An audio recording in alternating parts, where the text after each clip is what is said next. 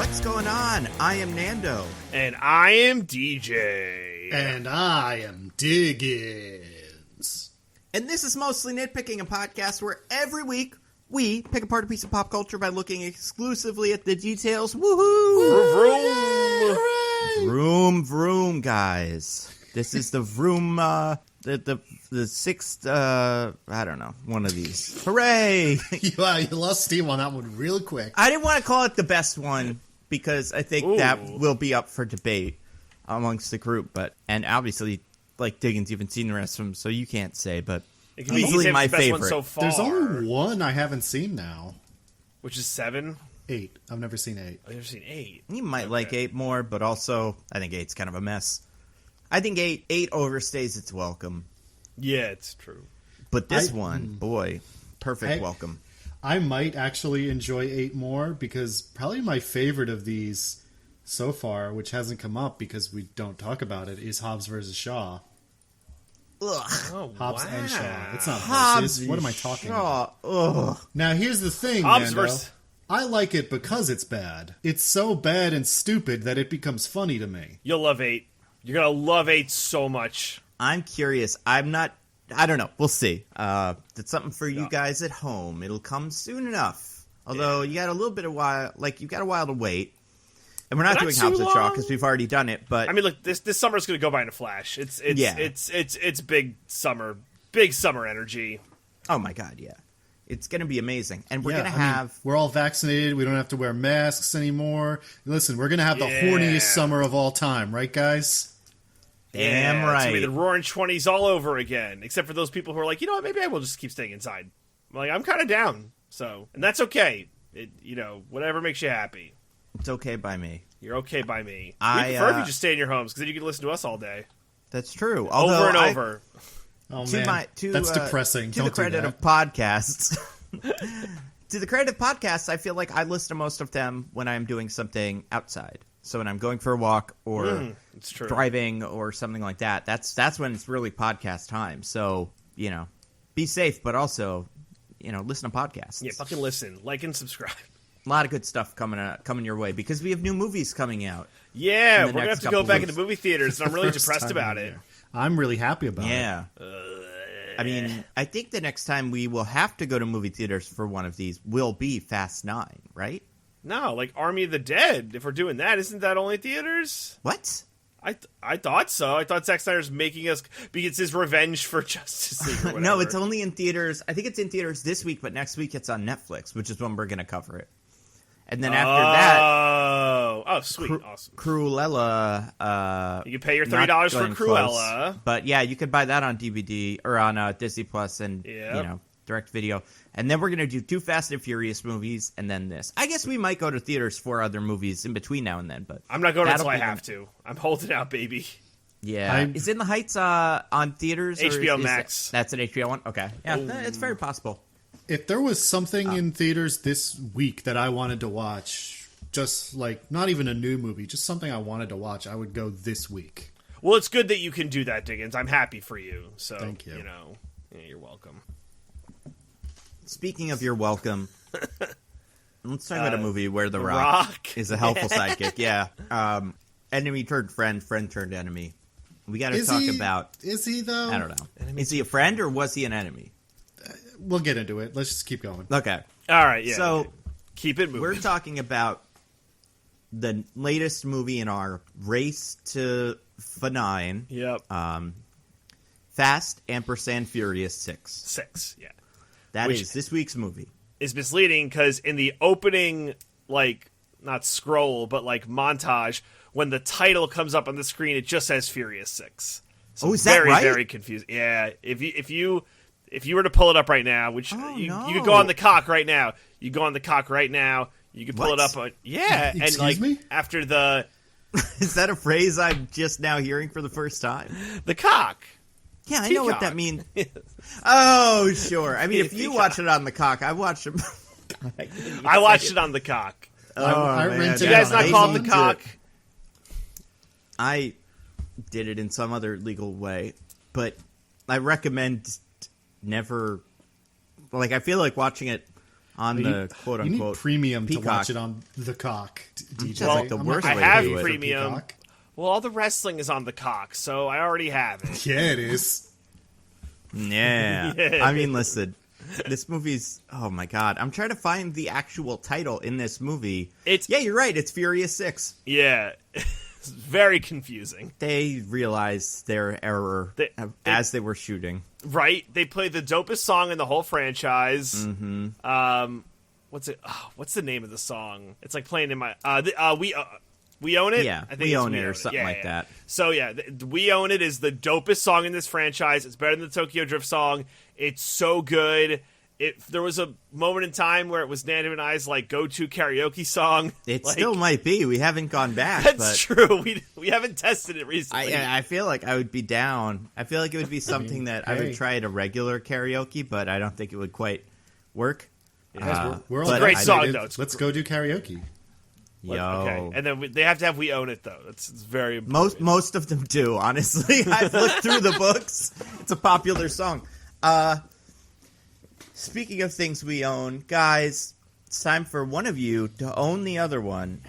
#owned in Guess the IMDb Summary, which I'm so excited to be in charge of today. I'm going to put Diggins in the ground. I'm going to just bury him. Like the Knicks are going to bury Giannis.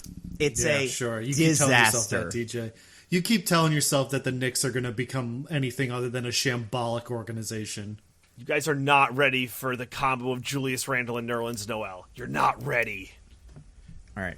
Here's what we're going to do. All right. Give my regards Just to a little Dolan, differently DJ. than I usually do. Okay. DJ, you are the newcomer, right? You've just come off being the host. Like so I'm you the go, challenger, and Diggins right. is like the champion. So Diggins, you are in the driver's seat. You can decide whether you want to go first or second. So before we start, do you want to go first or second? I'm going to go first. Okay. I'm not going to say anything before or between them. I want Diggins, you to say yours, and then be like, that's it. And then DJ, you say yours, and I'll determine the winner because we'll see. Let me just read it real quick.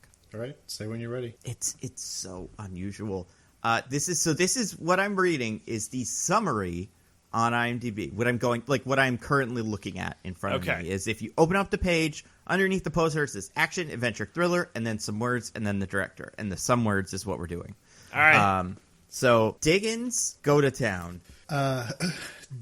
Dom, Brian, and the rest of the crew are pulled out of a comfortable retirement when Hobbs shows up one day to inform them that there's a new crew of dangerous high-speed car criminals with one member from Dom's past.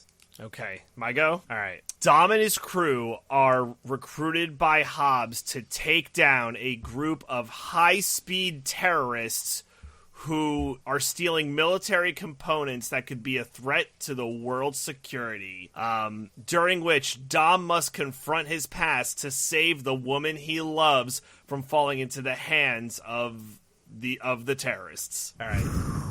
This was something. I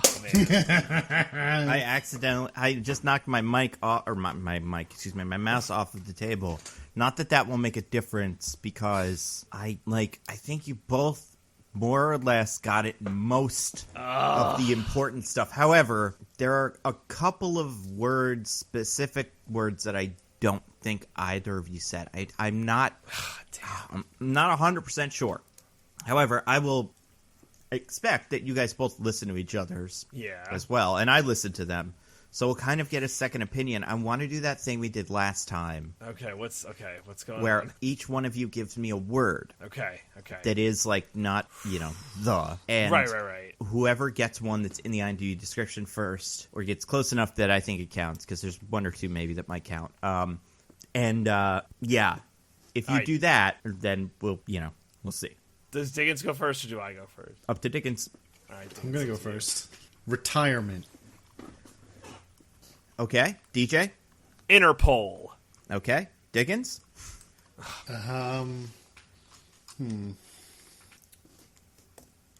High speed. Okay. DJ? Shaw. No. Diggins? Personal. Ooh. DJ? Letty. Yep. I'll take that. That's one of them. Let's go. What'd you say, Diggins? Did you? I don't think did proper you nouns protest? should count. I mean, they don't have to necessarily in like Scrabble, but neither of you called her Letty, which I thought was interesting because we usually either use names or don't. There were some other there are other words that I think I'll tell you how this is written, and I think you will both be like, "Oh, that's weird," And I'll be like, "Oh, I'm being robbed again." I understand. Well, okay. How about this, Diggins? If you were going to get one more word, what would it be?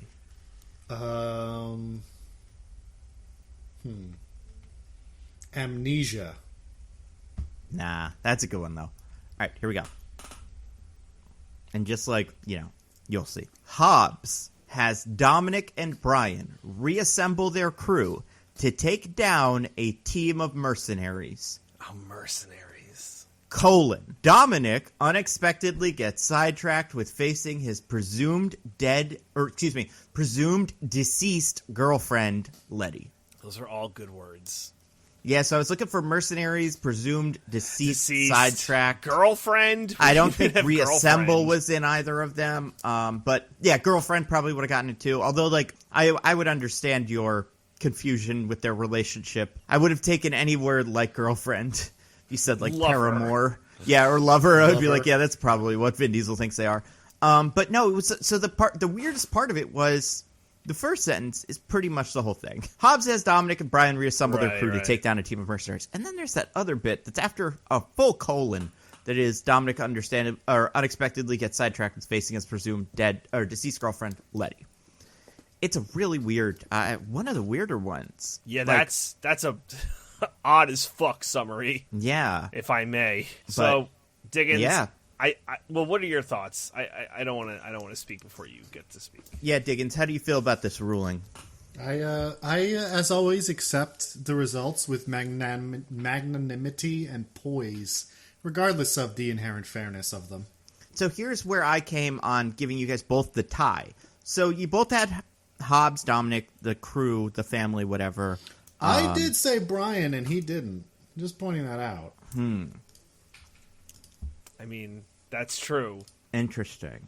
Still doesn't feel very magnanimous of you, but well, so you both had the beginning bit, which is they reassemble the crew, take down a team of something. I think Diggins, you called them like criminals. Criminals. Yeah, and DJ called them terrorists at one point. I thought that was going to be it. I'm like, terrorists, boom, let's go. But I forgot. In fairness to both of us, I think those words both describe them way, way better than mercenaries. That's absolutely, like who's completely hiring agree. these fuckers? I think the thing about DJ's that got me was the way he went about the Letty thing. If you listen to the end of his, it's very, I don't know. It has a very similar flow to the way that the real one reads. I don't know. I mean, the audience can complain, and if they complain well, or if I listen to it, I'm like, oh yeah, I was wrong. I will change my ruling. No, I think this is a fair ruling, and I appreciate that Diggins takes these losses, in stride and with grace. Oh my God. I think it's a good thing. We don't want the masses to dictate how we, run this podcast. That it would be chaos. Right. So. You can't listen to the plebes. Yeah, this is a cheertatorship, not a cheerocracy. Diggins, if it means that much to you, I suppose I could, No. I'm not DJ. saying I give DJ my seal of I'm pretty sure he won, and I will let him go first in describing the movie and his love of it or whatever. Yeah. But if over the course of the week I change my mind or I go listen to it and someone makes a really good case for it, I think Diggins may retroactively be crowned the champion because this one was very close. I might quit the podcast like if this kangaroo court, It's like a recount, Oh, I just want to see if there's any bamboo in the Stop podcast. The count. Yeah. So DJ, Fast 6 or Furious 6 or whatever the hell they think it's called, Fast and Furious 6. Maybe that's why there's a colon, is because the ampersand is in the title and they're like this one with all the punctuation. So that's in there. Fast ampersand Furious 6. DJ, what'd you think of this one? Well, I'm sure I've talked about this before, but I love this movie. I think this movie it's certainly, in my opinion, the best one. It's definitely my favorite. I love everything about this movie. It's there's no heist. We're back to street racing, and the bad guys are now the good guys, and they're taking on the big time criminals, and we're bringing back Letty, which is whatever. I don't really feel any way about that. But besides that, we're doing the best parts of the crew. We're getting rid of the dumb, handprint on butt, swimsuits nonsense. We're just getting back to kicking ass and taking names. I think this movie does a lot of things well. It's weird that the sixth movie in the franchise is for me when they really hit their stride, but it might as well be the second because 5 is kind of a mini reboot. So this is kind of like the second movie of the second part of a multi-part arc in what is Fast and Furious. But I think now is they're like, okay, we kind of understand what these movies are. We need them to be superheroes. We need them to be ridiculous, and we're just going to throw everything that makes sense out the window. They are no longer DVD thieves. They are full-on superheroes. And I think it's a great movie. I think it's better for it. So I love it. All right. Diggins, what about you? Where do you fall on Fast ampersand Furious 6? I think Fast ampersand Furious 6, to me, was just this gigantic pile of wasted potential. Ouch. I feel like everything this movie does, it does in the least interesting, most ham-fisted way possible. So even though there are concepts in there that feel like they could be really fun, they're mostly not. I think they're really figuring out who Roman is in these movies, and I like that. And also, towards the end, Vin Diesel does a really stupid thing that I think is fun and funny, and I'm for that version of this franchise, but for the most part it's not that. It's just not very interesting. Wow, indeed. Also, Owen Shaw is even worse than Reyes. Yeah, it's fair. Not even close. Are you kidding? No. Owen Shaw is great. Reyes is boring and is nothing, but I understand who he is, his place in the universe, why he is the villain. It all fits together. Owen Shaw is boring, and also, I don't have any fucking clue who he's supposed to be. Why is he, like, race around vroom vroom criminal man, but also the secret mastermind behind all the world's crime, and with everyone is in his pocket? What? These two things don't make sense. They don't work together. It's just, he doesn't work, and he's boring. Unbelievable. If I could rank you lower, Diggins, you lost points on the IMDb summary just now by being so wrong. Shit. Because DJ's right, this is the best movie in the franchise. It is by far my favorite. I think there's things in the other ones that I like, but I think this movie is right in the sweet spot between being a very simple kind of, very, very simple, I guess, in terms of, like, they're not, like, simple isn't the right word, but the lore hasn't gotten so complicated that it's too confusing. You have to remember who met who one time and whose brother was this and whatever. There's mostly, you can just start with this and go, also one of their girlfriends has amnesia. But beyond that, I just think, like, the stunts in this are so much fun. All the action scenes are so imaginative and well thought out, and just, like, man, it's a joy to watch. This is the last time that The Rock and Vin Diesel really have any fun on screen together, so that's nice. Before they have their big beef. And just, like, the movie kind of, like, starts pulling them in different directions. Although, I would say 7 has, like, a fair amount of him, but I also feel like The Rock's character softens a lot over the course of a couple of these. I think you can make the case maybe that The Rock has some pretty solid moments in the end of 7. I think that's fair. But I think this movie, just the crew has the best chemistry. This is everybody we like together. Like, some characters are going to die in this movie and in the post-credits scene and in the next movie and stuff. So this is the Avengers Endgame of this movie by accident, which is great. And yeah, I think there's so much about this movie that is super memorable. I completely disagree with Diggins. I like Owen Shaw, whichever one his name is. Owen. He's Owen, right? What's his brother's name? Deckard? Deckard. Yeah. Oh, I like Owen Shaw enough, and yeah, this movie rules. Oh, yeah. So there you go. The end.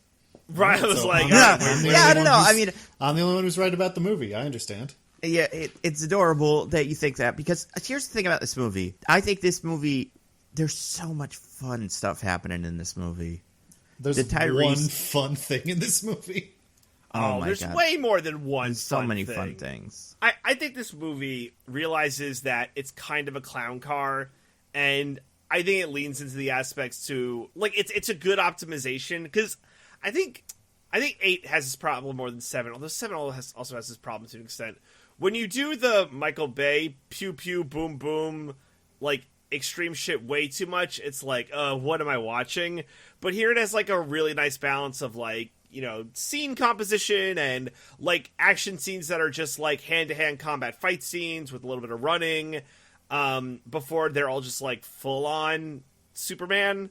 Like, I think this movie strikes the exact perfect tone. It's really well paced. The soundtrack's good. Has the right amount of racing. It starts off with, like, a big race, pretty much. You get, like, The Rock beats up fake Dominic Toretto in a interrogation room. By the way, this movie steals a lot from other movies. It steals that kind of from Batman. It steals the handshake bit from Ocean's 11. Yeah, Batman wishes he threw the Joker through into the ceiling of that fucking Gotham PD building or whatever. Yeah, so as DJ says, this movie starts with a scene of going like, yeah, police brutality, we love it. Yeah, but these guys are bad, so it's okay. Yeah, dude, you gonna go in there and stop him? I mean, to be fair, this movie does not start with the police brutality. It starts with one of my favorite things in movies that we really need to get back to. Credits that are the flashbacks to the old movies. Yes. I love it. Yes. Amazing Spider-Man 2 and this, the only 2 times it's ever been done. It's great. Every Avengers movie should start with a 45-minute long intro credit sequence that shows all the other movies that have any of the Avengers in them. It's the best. It's so funny. They keep the handprint butt bit in there. They get all the good stuff. I think the fun thing about this movie, besides the fact that it's great in general, is I think this is The Rock's. I think in the other movie The Rock was okay. In 5, The Rock has his moments where he's like pretty fun to watch. But I think this movie really goes. He strikes a perfect balance with me. He's so like serious, but also so like. I think in 5, I think the problem with 5 is he has a really big crazy attitude, but he doesn't get to do a lot of crazy stuff. Like, he's just kind of there to go like, Dominic Toretto, I can't believe you did a crazy thing before I got here, and maybe I'll run around a little bit. But in this movie, he does all the crazy shit with them, and it's so fun to watch. Yeah, I agree. And it's the good balance of, you get to see Dom and The Rock, like, run the crew, more or less, and, like, things are put in and they come back later, like, they're the cool. Tej is testing the cool. The harpoon, like harpoon gun, and it feels way more clear, like what each character is trying to do, and that they have like more of a character. I mean, Giselle not so much, but like they turned the butt scene on its head. It's like he's a man, and it's like, oh, we're gonna do a womanly sexy thing, but it's like, nah, we're gonna beat this guy up because we're gonna lull him into a false sense of security. Like, that's cool. I hated that. The subversion. Why? Because it made no sense. He's a man, which means he's susceptible to being beat up. What? No, they lulled him into a false sense of security. They tried to do sexy girl to him, but it down. Didn't work. Yeah. So I think it's more that they did their usual shtick, but he was not as, disagreeable, or he was more disagreeable than usual. I mean, sure. But I do think that they did a lot of this movie also, like you were saying, though, plays with some of the tropes of the other movies in ways that are fun. Like in that with She's a Man speech, it has there's a little bit of awareness where Han or whoever is like, she does this all the time. That's kind of her thing here. Like, there are like a lot of like tongue-in-cheek moments like that I think it gets a little much in 7 when what's-his-name shows up. Kurt Russell? What's his name? Yes! Where he starts going, I saw the movie, you say this, ha ha ha. But I think this is just to get the right balance of like that kind of Iron Man level, like, self-awareness in terms of what a movie is like, and what you're doing. So you're very clever, but you're not like treating this like it's fake. But I mean, I think there's so many great things about this movie. How about that opening with The Rock and Vin Diesel, huh? Yeah. But that's when we get to see him with this like shirt off, and it's like, oh yeah, Vin Diesel's sexy. Yeah, he's working on his engine after he had sex with his girlfriend with no shirt on. When they're in famous non-extradition country Spain. Yeah. Matt Gaetz. Don't go to Spain. I know you've watched all the Fast and Furious movies, but they can get you there. That's not advice necessarily. It probably wouldn't be wanted in Spain also. You're probably not that popular of a guy there, let's be honest. I looked this up so I could be sure I wasn't speaking wrong. You will not be extradited from Spain if what you did is not a crime in Spain or if it carries a penalty of less than a year. But I don't think either of those things apply to Grand Theft Auto and murdering a bunch of people with a safe. Yeah. Yeah, it's probably super illegal. I mean, all the crimes of like what he did to just evading capture, I feel like those count as crimes that would probably get you in big trouble, which he mostly does. Beating up a cop to near death, that's probably in there. Yeah. But he did it for the right reasons, because of family. So he's in Spain. He's got a fancy, nice little Spanish apartment, or not apartment, like house, whole big house. Villa. I'd call it Villa, that's the word I was looking for. Yeah, I knew there was a word there. And he's working on his engine just outside. It's on a table, catching the breeze after a sesh with what's her name? Yeah, Elena. Just like he couldn't just walk out of a house, into outside. We had to know that he walked out of a bed with a naked lady in it. Yep. Otherwise, why would we care what he's doing? Come on, Nando. If we don't know that Vin Diesel's out here having sex with hot chicks, how are we supposed to think he's cool? And a totally sexual being, like 100%. Yeah, He's exactly. a sexual being. Vin That's Diesel what the engine's definitely for. has sex with people. How dare you suggest otherwise? I mean, he's definitely, he has an energy in this scene with The Rock that is, I don't want to say it's like, it's just there's a lot of machismo. There's so much machismo flowing off of both of these guys that it's almost like, of course they both have lots of sex. Look at how much they don't like each other. Impossible. Do they That's not what like men each do. other? Like, he doesn't like take him seriously. I guess that's more of it. He's so aloof that it's like, I feel like that's how you write like a guy in a movie like this, is just have him not take anything seriously. And I think The Rock doesn't like that in this movie. 5'7", he like gets used to it. I don't think that. So this is one of my big problems with this movie. Is I think The Rock. I think the Hobbs and Dominic relationship is utterly bungled. How so? Explain. I need to hear this. Because, I mean, maybe they, like, mildly don't get along personally at the start, a little bit, but there's no conflict between the two of them in the entire movie.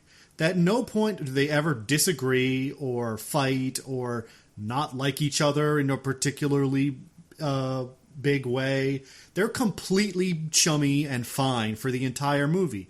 The whole movie is supposed to be like, now the criminals are the good guys, and like the friction of like, Hobbs has got to work with the team to catch this guy. But there is no friction. They completely get along. There's zero issue. He brings them in right away with no reservations. He's not like, this is my only shot. He's just like, well, I got to get these guys, they're the ones who can do it, so it's just how it is. They are the only ones who could do it. They're the only crew in the world who could take down these terrorists. Right, but he has no problem with that. He doesn't seem to care that these are the guys he supposedly hates and has been hunting for however long.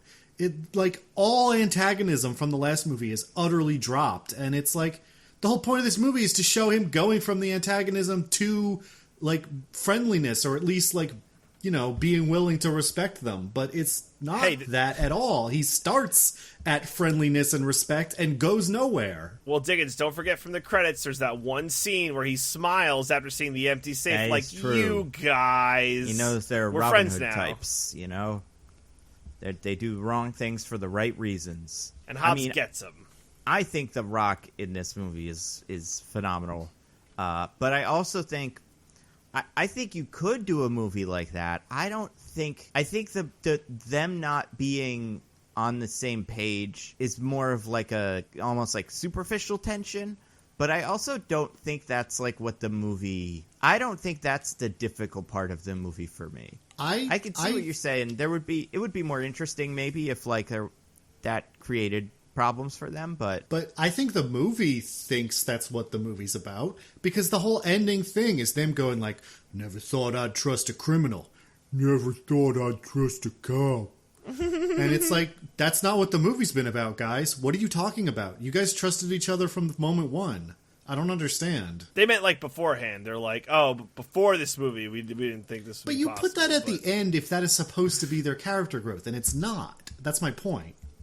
So I think, Diggins, that is a quibble that is valid and definitely falls into the mostly nitpicking bucket of, I don't know, things that are... I'm being done so dirty right now, but go on.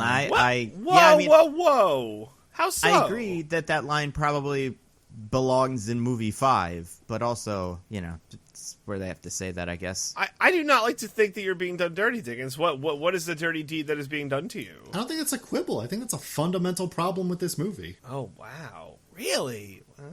I mean, I think you're working backwards from... I think you could work backwards from that line and say this is a fundamental problem with the movie, but if you take the line away and you just go, maybe they do kind of work together. They don't like each other, but they, make it work because of the Letty thing and crimes, then it's fine. But my point about the line is just to show that that's what the movie thinks it's about. But the larger point here is that seems like what the arc should be, and it's not there, and there's no other arc to replace it. There's nothing going on with the characters in this movie. And so it's I guess you don't have to in a big action movie. It can just be big cool stunts all the time, but it feels like the movie wants me to think that there's emotion happening and there isn't. I mean, do you have anything besides that interaction that you think? Well, I mean, the whole thing with Dom, the whole why I think that it should be. Well, yeah, I mean, think about one of the pivotal moments in the final act is Hobbs letting them let Owen go so that Mia doesn't get killed. That's supposed to be a big moment of well, man, Hobbs is all about the law, but he's not going to let Mia get killed. He knows these guys or whatever. But again, he's trusted them from the beginning. There's no growth in that moment. It's just him doing what makes sense for him to do because he's been friends with these guys the whole movie. So there's no tension in that moment. There's nothing to be worried about. It feels very deflating. I wonder if there's extra scenes in there that if it kind of played out maybe The Rock is talking to Gina Carano I don't like that we have to do this, but we gotta do this. But he plays everything where it's The Rock the Rock can never be desperate. That's why his play is Toretto, you're gonna beg me to come help or to help me. Right, because The Rock can never be in a desperate situation. So, but I mean, it that's goes why he has both all ways. The power. I mean, Dom doesn't seem particularly upset to be working with Hobbs either, or nor does anyone in the entire crew. They're just oh, this is what we're doing. All right. They don't like Hobbs. They make some cracks at him, but there's no real tension between them. I mean, the tension, I would say, in this movie comes from all of the Letty business. Yes. Where Dom is I think Letty is gonna, I think she's savable. And he's no, she's not. And everybody, no, except no one ever says that second thing. No one ever suggests that Brian, they should. He doesn't say, what? What are you talking about? Yeah. Brian is because when Vin Diesel goes, you never turn your back on family. And Brian goes, what if she's gone, Dom? Even if they turn your back on you, you never turn your back on family. Okay, that's one moment of lip service. I mean, there's no real tension in that. No one is ever seriously, trying to go after Letty because they're she's on the enemy team, guys. I know she used to be your girlfriend or whatever, but we got to do what we got to do. It's just Brian says that one thing that one time, and otherwise everyone's totally on board with Dom trying to save her, and no one argues or does anything else. Because she's family. They'd all do it for each other. Never forget. I don't know. I get what you're saying, that there's what you would expect this movie to be would be, oh, the good guy has gone bad. The Fate of the Furious thing, right? Where it's like, oh my god, Dom's got bad. Where it's like, Letty's gone bad, and she's back from the dead. Hobbs has to recruit the villains. So there's all these setups where you would assume that it would build tension internally, and the movie doesn't do that. But I guess I just never expected the movie to do that. I'm like, yeah, we're here. This is what they're doing. This is how the movie's been set up. I'm good to go. So I don't know. Yeah, I think I'm kind of with you. I'm with you, DJ, because I feel like there's enough going on otherwise that I think the tension is just like, I think like the main tension of the movie is, are they going to be able to stop the guys? And like, is it, they're facing off against their perfect opposites. So will they be able to beat up this crew that is better than them at driving in every way? Which is I'd say the main pitch of the movie. It's like we are fighting specifically car-based villains. The evil opposite thing is so half-baked. It's great. It completely falls flat for me. The evil opposite is, like, I guess everyone they've fought so far has been some sort of crime boss that also happens to have a car. But these guys are crime bosses whose specialty is cars, and they have cars designed to make driving difficult for our heroes. And I think that is wonderful. Like, I think if you had to design a perfect action scene in this movie, you would start back from, okay, so they solve all their problems with cars. How do you make that difficult for them? Well, what if they're fighting a car that is a tank? Or what if they're fighting flipping cars that flip other cars? And I think that element of the perfect opposite kind of thing is very well executed here and makes for some very interesting action scenes. I guess... And I think... Oh, sorry, you finish. That's it. I guess what bothers me is the movies go with a very character-heavy approach where it's all about the family and the crew and, like, you care about these guys, but they never do anything with their characters. There's never anything actually going on with them. And so it's like, so why do I care about them? I mean, so, like, when... I mean, that's fair, right? So, like, real early in the movie, Dom sees Letty in the flesh for the first time since he thought she died, and she just straight shoots Dom right in the chest. And as I'm watching this, I'm like, oh, Letty, no. But like jokingly, because I've seen this movie 1,000 times.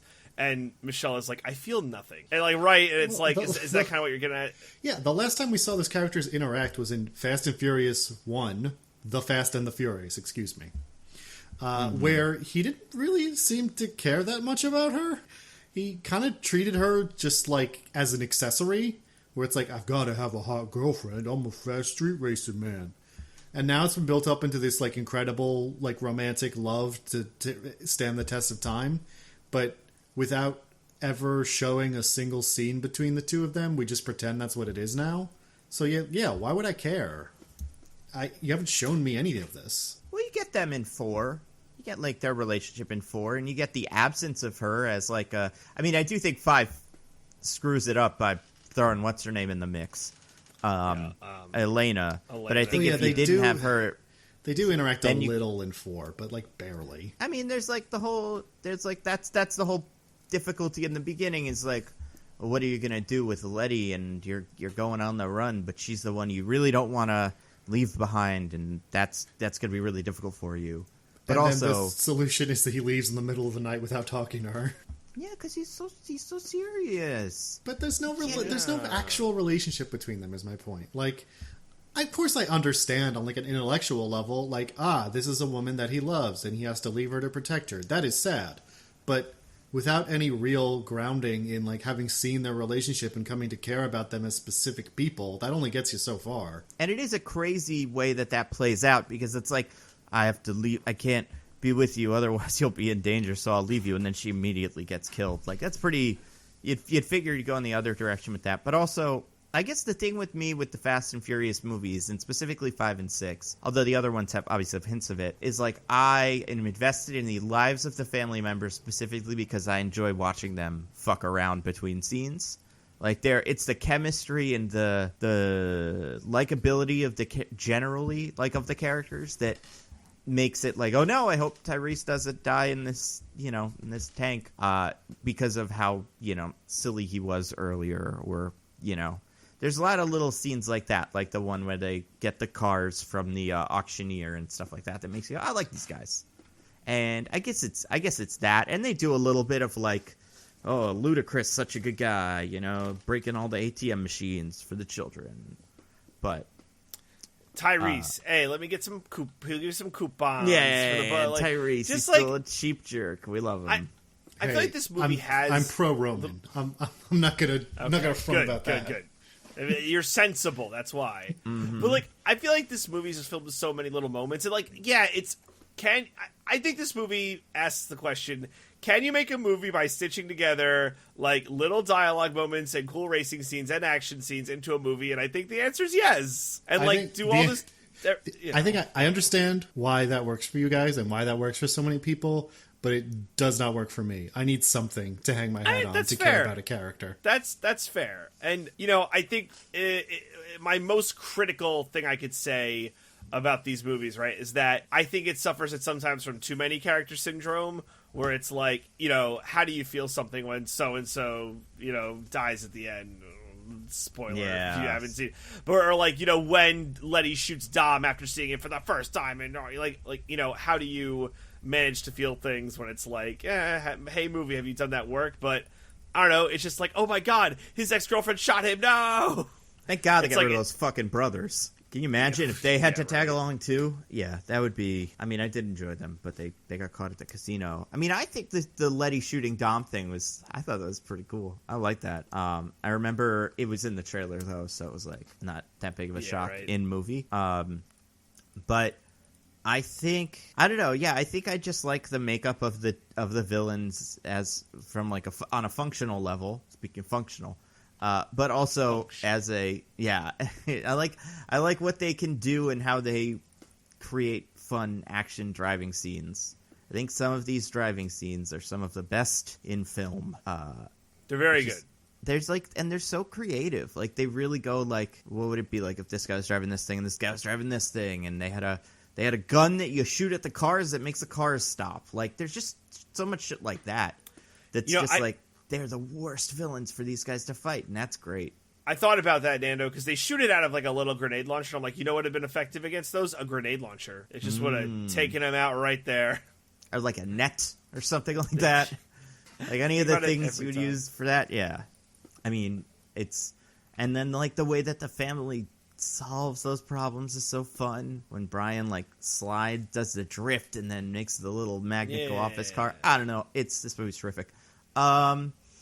Who's everyone's favorite character? Diggins, I'm guessing yours is Roman. Yeah, definitely Roman. Yeah, I think the Roman and the Rock bits in this movie are quite fun. Not that there's a lot of them, but a lot of that sticks out. Would you like my favorite character? Yeah, if you want. Jump the line. I don't know. What's your favorite character? I don't know why I paused so long. In this movie specifically, it's The Rock, because I think this movie is peak Rock before... The Rock takes a little bit of a slide.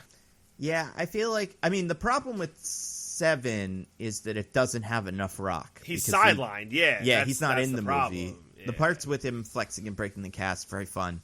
I was going to say, I feel, if I recall correctly, the best parts of 7 feature The Rock, though. Oh, yeah, no, there's some great there's Rock so few stuff. and far between is the problem. Yeah. But that's why in this movie, you get a lot more of him. And he's just ridiculous. And even the scene where they copy the Bernie Mac scene from Ocean's 11, that's a great scene. Someone told Captain America he needs a permit. The scenes are so good. Yeah. It's a lot of high quality stuff. Justin Lin really crushed it with this movie. I will say, as a real quick aside, I have some hope for 9 because it is Justin Lin, and in terms of the premise is we gotta take down a big guy because of such and such thing, and it's probably gonna go way over the top. Because of family, DJ. Because of family. Yeah, and as long as they could stay somewhat grounded, even though they go to space at one point, I think it could be a really fun, good movie. But if it won't be, as long as they can stay somewhat grounded. I don't think space immediately makes the movie bad or anything. But I do think it's gonna be tough to continue grounding the movie when they have rocket ships. Although. if you do it right and the characters just go, what, a rocket ship? And then everybody else goes, yep. And then maybe you're like, okay, that's all I needed. I just think this movie excels, and like, oh, right, my point on The Rock, sorry, before I forget. So the Rock is good in this because, you know, he's in it. 7, they kind of sideline him. And then my problem with him is 8 is he's not Hobbs anymore. He's basically one of the crew. And like, Diggins, you could argue that movie, his character makes no fucking sense. Like, at least in 6 and 7, he's still a cop. But he's, if anything, Dom and his crew are the mercenaries. Like, they're the mercenaries in this movie. I haven't seen 8, so I can't speak to it. But it doesn't sound like you guys are super hot on 8 either. So I can't imagine I will be. It's not my least favorite for sure. But it definitely, looking at this movie and then the things I really like about 7... Some of them are present in 8, but I just like, I don't know. I think 8 felt a little gimmicky. I feel like 8 was trying to recapture some of the fun stuff here, where like you'll see it later, but just like the idea that like in this movie the climax features the main characters fighting a plane and like doing driving against a plane, and I think it's not like grounded and realistic, but I think it's really well. Like I think the heightening is pretty solid, and the way that the fight plays out in terms of just like the mechanisms of who's doing what are very well defined. And in like 8, they just seem like they kind of go, okay, well, what else can we use? What's another vehicle that is big and hard to fight? And it's like submarine. Yeah. Well, they can't fight a submarine. Well, what if they're on ice? And it just like doesn't feel like it's as, I don't know. It doesn't feel like it's as quite. Just it's not as tight of a pitch. And I think there's other things about 8 I think on paper makes sense, but I mean this movie like does all of those better. Do you guys want to talk? Let's see. Okay, so my favorite character is also Tyrese probably, but also if I have to pick a different one, I don't know. Han's fun. Han and Tyrese are the two best ones because they both get their asses kicked. And that's great. Yeah, they lose a fight. The thing that Dom and Hobbs are contractually obligated to never do, even though it would make their characters better to lose a fight every once in a while. I think 6 is when their contracts kicked in for this, and then I think 7 is where a lot of the other contracts kicked in. But yeah, because there is like a little bit of losing fights in 5, but yeah, that will not come back. This movie also has like. Just some of the fight scenes are also pretty wild. I don't think that the movie really gets back to the level of some of the fun action, just like hand-to-hand action scenes, which isn't necessarily what you go to a Fast and Furious movie for. But I think I'll give it to you, Diggins. I don't think I think there is a missed opportunity with The Rock being more of a half Javert before he goes full like member of the family, which he does in this. And I also think the Letty Hobbs Dom tension should be a bigger factor into like they're going off book to save Letty or whatever, and Hobbs doesn't like that or whatever. But besides that, all the action scenes, all the fight scenes, all the like small personal stuff, like the little fucking around scenes, everything except for one stupid little bit in the middle of the movie that confounds me to this day.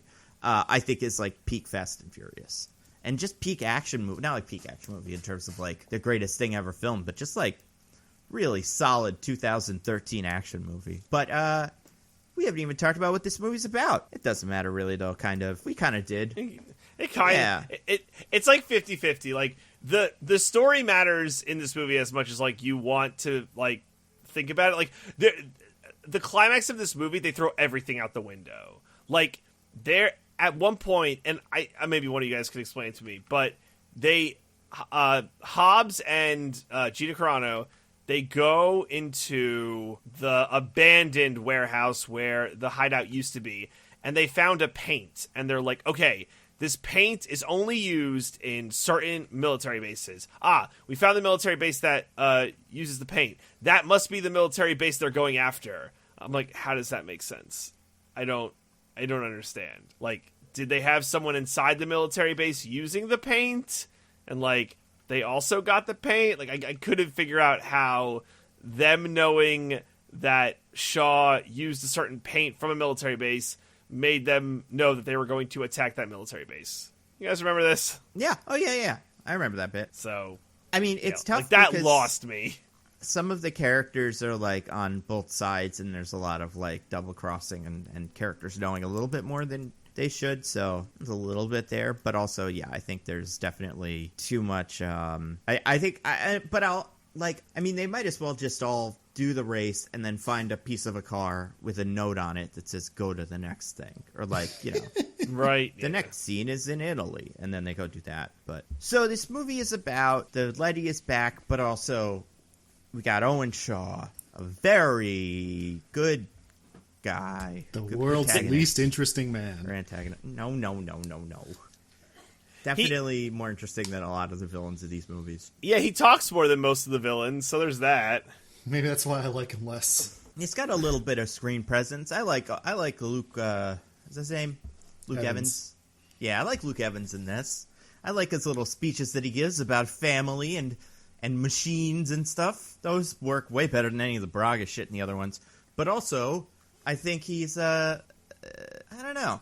There's something about him that makes him kind of he feels different from the other villains in these movies because he's the first one that also drives a car. I guess GK does a little bit in Tokyo Drift, but like all the other villains are just some mob boss with a goon. This guy, seems he's a different class of guy. And I don't think we'll get back to that except for another character from the next movie.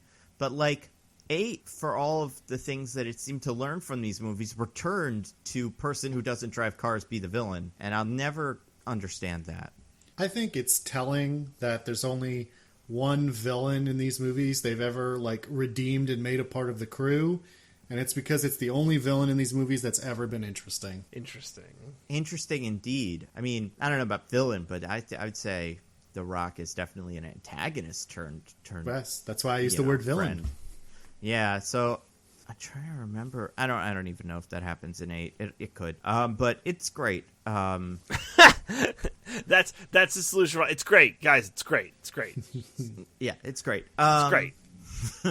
So the bits with so that's the plan, right? That's the whole bit. Like the setup is there's this guy Owen Shaw. What do we know about him? He's British. He's British and he's stealing military tech because that's what Bond villains do. They steal military tech. Yeah, sell it to the highest bidder, probably. Do you hate that he's a Bond villain, Diggins? Is that why you don't like him? It's like, oh, they just made a Fast and Furious Bond villain. In what way is he a Bond villain? He's British and he steals, like, military tech. I guess. That feels pretty Bond villainy. I mean, it's definitely the Bondiest of the movies so far. It's definitely the most global plot in any of these. Well, they graduate in this movie. I explained why I don't like him. I don't think he's personally very interesting, and also he doesn't make any sense as a character, like as his role. Who would have been if you were to repitch this movie where you want it to be okay? No, I don't mean like the actor doesn't make sense as this character. I mean, no, I know what you mean. Yeah, like it doesn't make sense to me that this dude like secretly controls all the government agencies or whatever. So would you have preferred if like Letty was the big villain? Like what if somehow like Letty became this like power broker? Like Letty's the power broker. What if Letty's the power broker? No. And she's pulling all the strings. Like that would have been so stupid that it might have wrapped around and been fun for me. Okay. I'm just trying to pitch ideas to be like I'm trying to fill the gaps to where, like, what do we need to shift in the Rubik's Cube to make this a more complete movie for Diggins? Yeah, I mean, I think, like, I don't know. It's so interesting because I actually like, I like him and his plan of just, like, I want to get a thing and steal a thing and sell it to people, bad people. That's, like, a pretty standard movie plot that's totally for fine. Any villain. That's totally fine. I don't like that they add in, like, everybody on Earth is in his pocket and like he is secret mastermind of all criminal activity. That's where it gets like, who is this guy? What are we talking about here? Well, so he has Interpol in his pocket. He has, or not Interpol, DEA and the FBI. He has all the cartels in Mexico working for him. Like that's true. What are you talking about? Far reach. He's just a dude who steals things in cars. He doesn't need to be also the world's biggest super criminal. Well, apparently they're the best, like, motor. There's only one crew in the world who can do a job like this. And you think it's going to be Dominant's crew. it's not. Yeah. And also, it's like, I mean, look at what the Fast and Furious gang have been able to get away with their, their limited skill being completely useful in every single situation. Like, what if you started to drive for evil? Well, you'd be able to get away with some shit. So then you'd be able to, like, become billionaires. Well, it's funny because, like, after the first encounter, right, so Hobbs gets the crew, Dom and the crew, to go against Shaw and his crew v. crew, because Letty is somehow part of Shaw's crew. And after the first time they meet, like, Roman is the one who's, like, the most clear-eyed. He's like, guys, what are we doing? These guys are super, like, terrorist criminals. Like, we're just guys. Like, what are we doing here? That is fun. Like, but everyone else is like, no, this is no one even responds to him. He's just like, guys, what are we doing? This is crazy. This is out of our league, man. And Ludacris is just like, man, you need to chill. It's like, I don't know, Tej. I think Roman's got some, like, real good points. I mean, this guy is going to steal the super secret bad thing. So you just do what the government says and die for your country to stop the terrorists. I don't know. But I don't know. I guess so the movie starts with all of our characters separately living their lives. Yeah. Mm-hmm. Who has the best life? Oh, Roman, easily. Yeah.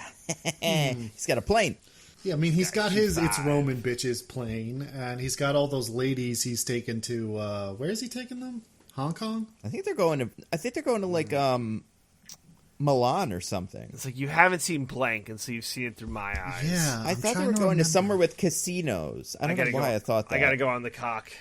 Yeah, can you... God damn it, I can't.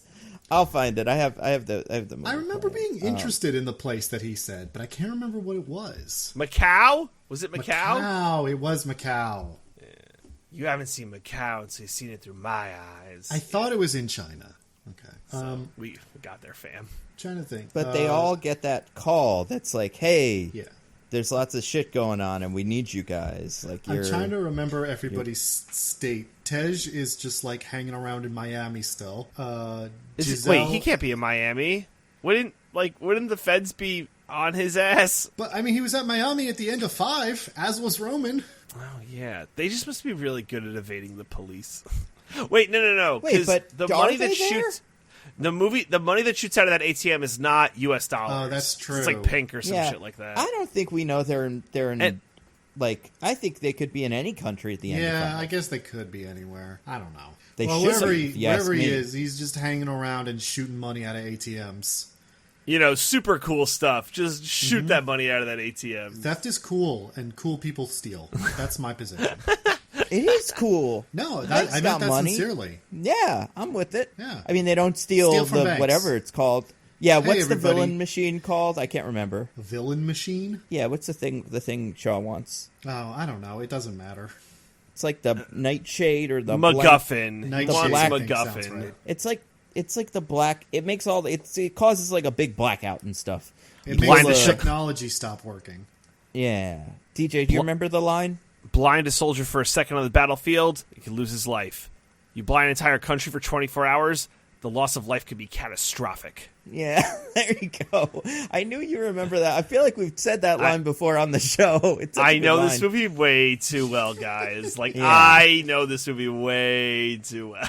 So yeah, don't steal nightshades, but don't steal money from. I'm not telling you to commit crimes, but I have a higher opinion of people that don't steal nightshades. I guess is what I'm saying. I have a higher steal from opinion of ATMs? people Hey, who I don't know steal what to from say. banks than people who steal nightshades. Yeah. So Ludacris is just kind of hanging around, blowing up ATM machines for fun. Not like for fun. Well, for the people, he's like a Robin Hood type. Yeah. Only when he gets challenged on whether he's helping the community, though. So. Right? I guess it's good that they did it. But I mean, he Then did you have that got- set up and ready to go. You would assume, right? Yeah. They just got really lucky. I mean, is it like just a button he presses on his phone that's like explode ATM? Or is it like a explosive that he put there earlier? It's not explosive. He like hacked the ATM and he just hits a button that makes it shoot out money, I think. That makes sense. So then it's like, yeah, I guess he could do that everywhere if he wanted. So it almost might be that those people just pestered him, and he was like, all right, fine. You don't even blow up the ATM. I got you guys covered. You've challenged my dignity on whether or not I'm a good thief or not. Yeah, like, oh, shit, I forgot I was supposed to help the community. I mean, he's driving like an insane Ferrari around, and it's very nice. That is true. But, and then we got, what's his name? And then, Giselle and Han are having marital problems. No. No, they love each other. They do. They're just having some problems. Having problems doesn't mean you don't love each other anymore. Are they having problems? Yeah, I don't know. Yeah, because Han's like, don't you think we should settle down? And she's like, aren't we? And he's like, nah. Doesn't seem like problems to me. I guess that's true. They're having disagreements about the nature of their relationship and where they should go from here. I mean, marital problems don't have to be a bad thing, DJ. They could just be, a discussion you need to have with your partner. And anytime you have the word problem, it's a problem. Like, it's in the name. I don't know, DJ, you're the married one here. I think you would know about open and honest communication with your partner. Oh my God, I mean, do I have problems? Are Han and Giselle even married? They're not married, right? No, I'm just saying it that way. Okay, that was the quibble I had with it. Was like, did I miss something at the end of the last movie? If you make out with someone in the Autobahn, does that automatically make you married to them? Yeah, that's actually how German wedding ceremonies take place. It's like common law, but you just you're in a car, you make out, boom, married. You have to be speeding. Well, not speeding because there's no speed limit there, but you have to be going at least 90 on the Autobahn before it's legally binding. Yeah. He was going 200 on the Autobahn. I know they got married a couple of times on the Autobahn. Yeah, it's like they're triple married. But we get they all get the call. Also, two of them get calls, and I guess Han and Giselle get a call, but they also get surrounded by cops. No, the Chinese police get the call, and then they surround Giselle and Han with guns before giving them the phone for some reason. Yeah, fucking somehow. That was insane. Well, I mean, they surround them with guns, but also the police don't come in with guns drawn. Han and Giselle see the police showing up to, do something, and they just whip their guns out. So I guess maybe the police were like, all right, I'm going to give this guy a phone. That's my job. And then the rest of them are like, I would love to come see that guy. He seems really cool and nice. And I hear his girlfriend / German Autobahn wife is very, very pretty. And then they're like, yeah, that sounds like a great trip for everyone in the police station to take. And they all go, and then he pulls the gun, and they're all like, oh my God, there's only one thing I can do as an officer of the law. I guess the question is, do Han and Giselle not have phones, or does Dom not have their number? I mean, maybe they're the only one that's actually off the grid. Everybody else thinks they're off the grid, but it's like, nah, you're super on the grid. No one who has a cell phone is insanely on the grid. Yeah, exactly. And he has a plane that says his name on it. It's that's pretty on the grid. You usually have to register your flight records and stuff. That's true. Yeah. Roman Polanski. Roman Sionis. Those are the only other two I know. It's either the Black Mask or... It's not a fortuitous first name. Yeah, it really isn't. But okay, so then, so Dom comes, gets Brian, who is now with child, little baby Brian. Mm-hmm. Gives him a American muscle car. Yeah. You gotta have that, you can't have an import. Yeah, you drive a car. And then they decide to go do stuff and go do a Fast and Furious, and they all hang out, and it's great. It's very fun. The dynamic is fun. The Rock hates all of them, kind of, but he more hates them like a teacher would hate students, I guess. When one of them speaks out of turn, he's like, "This is annoying," but he doesn't have anything against them. There's one thing that he does here that I think is just one little tweak away from being hilarious. Really? Which thing is that? Well, he keeps getting annoyed that Roman keeps asking about buying snacks from the vending machine to Han and not really paying attention. Mm-hmm. And so eventually he just pulls out his gun and shoots out the glass of the vending machine and says, take whatever you want or whatever. It's on the house. I think he says, it's on the house is the line, yeah. And it would have been really, really funny if he missed just a little bit and shot Tyrese in the head. And then he was like, oh my God, I was trying to shoot the vending machine. Oh, Oh, wow, guys, this is not what it looks like. Oh, shit, guys, I am so sorry. You fucking imagine? Well, and then everybody was like, well, can you shoot the vending machine? Because I am hungry. Well, then later, when Roman shoots the harpoon, he could have murdered Dom. Oh, yeah, the amount of, people using guns as fun things is so... It's almost like there was someone who wrote the movie and they were like, all right, we're going to have all these action scenes and these many guns are going to get fired. And then there was someone else that was like, that's 3 too few. And it was like, all right, well, I guess we're going to have them just shoot each other at home. They're just going to have to whip out their guns at any moment because it's fun. And The Rock, man, I remember this when he pulls this gun out. It's a humongous gun, first of all. I can't imagine it's like some sort of standard issue pistol, even for the DSS. But he just pulls it out and flicks it over his shoulder. It's a very cool move. He's a very cool guy. He just in one smooth motion, draws it from the holster, fully extends his arm, points and shoots without a moment's hesitation. Which is why I think it would have been very easy for him to accidentally murder Tyrese with it. That's how good he is, dog. What if instead he murdered those 2 brothers that aren't in this movie? They were both standing one in front of the other and right next to the vending machine, and that's why they're not here. And they just died on screen, and everyone was like, oh no, Tego and Leo, how are we going to do this without them? Or what if he killed Elena, and he was like, I think we're done with her, right? And then they were like, no, she's for later. And then they were like, shit. Really need her, actually. You have no idea. It's important. It's real fucking important. Speaking of Elena is not in the movie because she is not, a Fast and Furious driver. However, The Rock, for some reason, needs an assistant. So he grabs an actor. Boy, howdy. He grabs everyone's favorite actor. Yep. And the star of the next Shen Bapiro movie. Yeah, the actress that everyone was fan casting as Wonder Woman back in the day. Oof, before she did a movie with the real Wonder Woman. Guys, could you imagine if there was a actress playing Wonder Woman who was the subject of some kind of controversy? That would be a nightmare.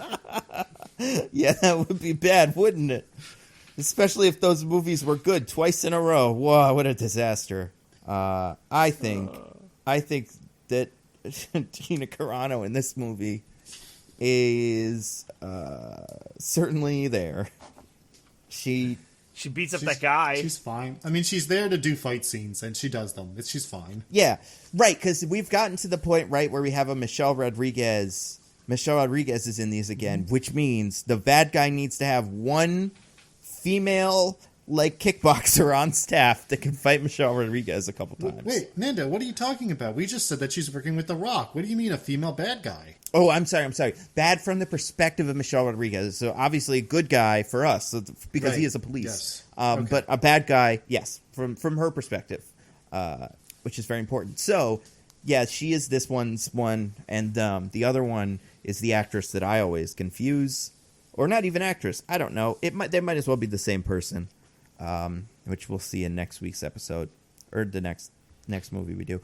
Okay, so they assembled the crew for a heist because somebody is flipping cars around. There's cars in buildings, and it's like, that's too big for a car.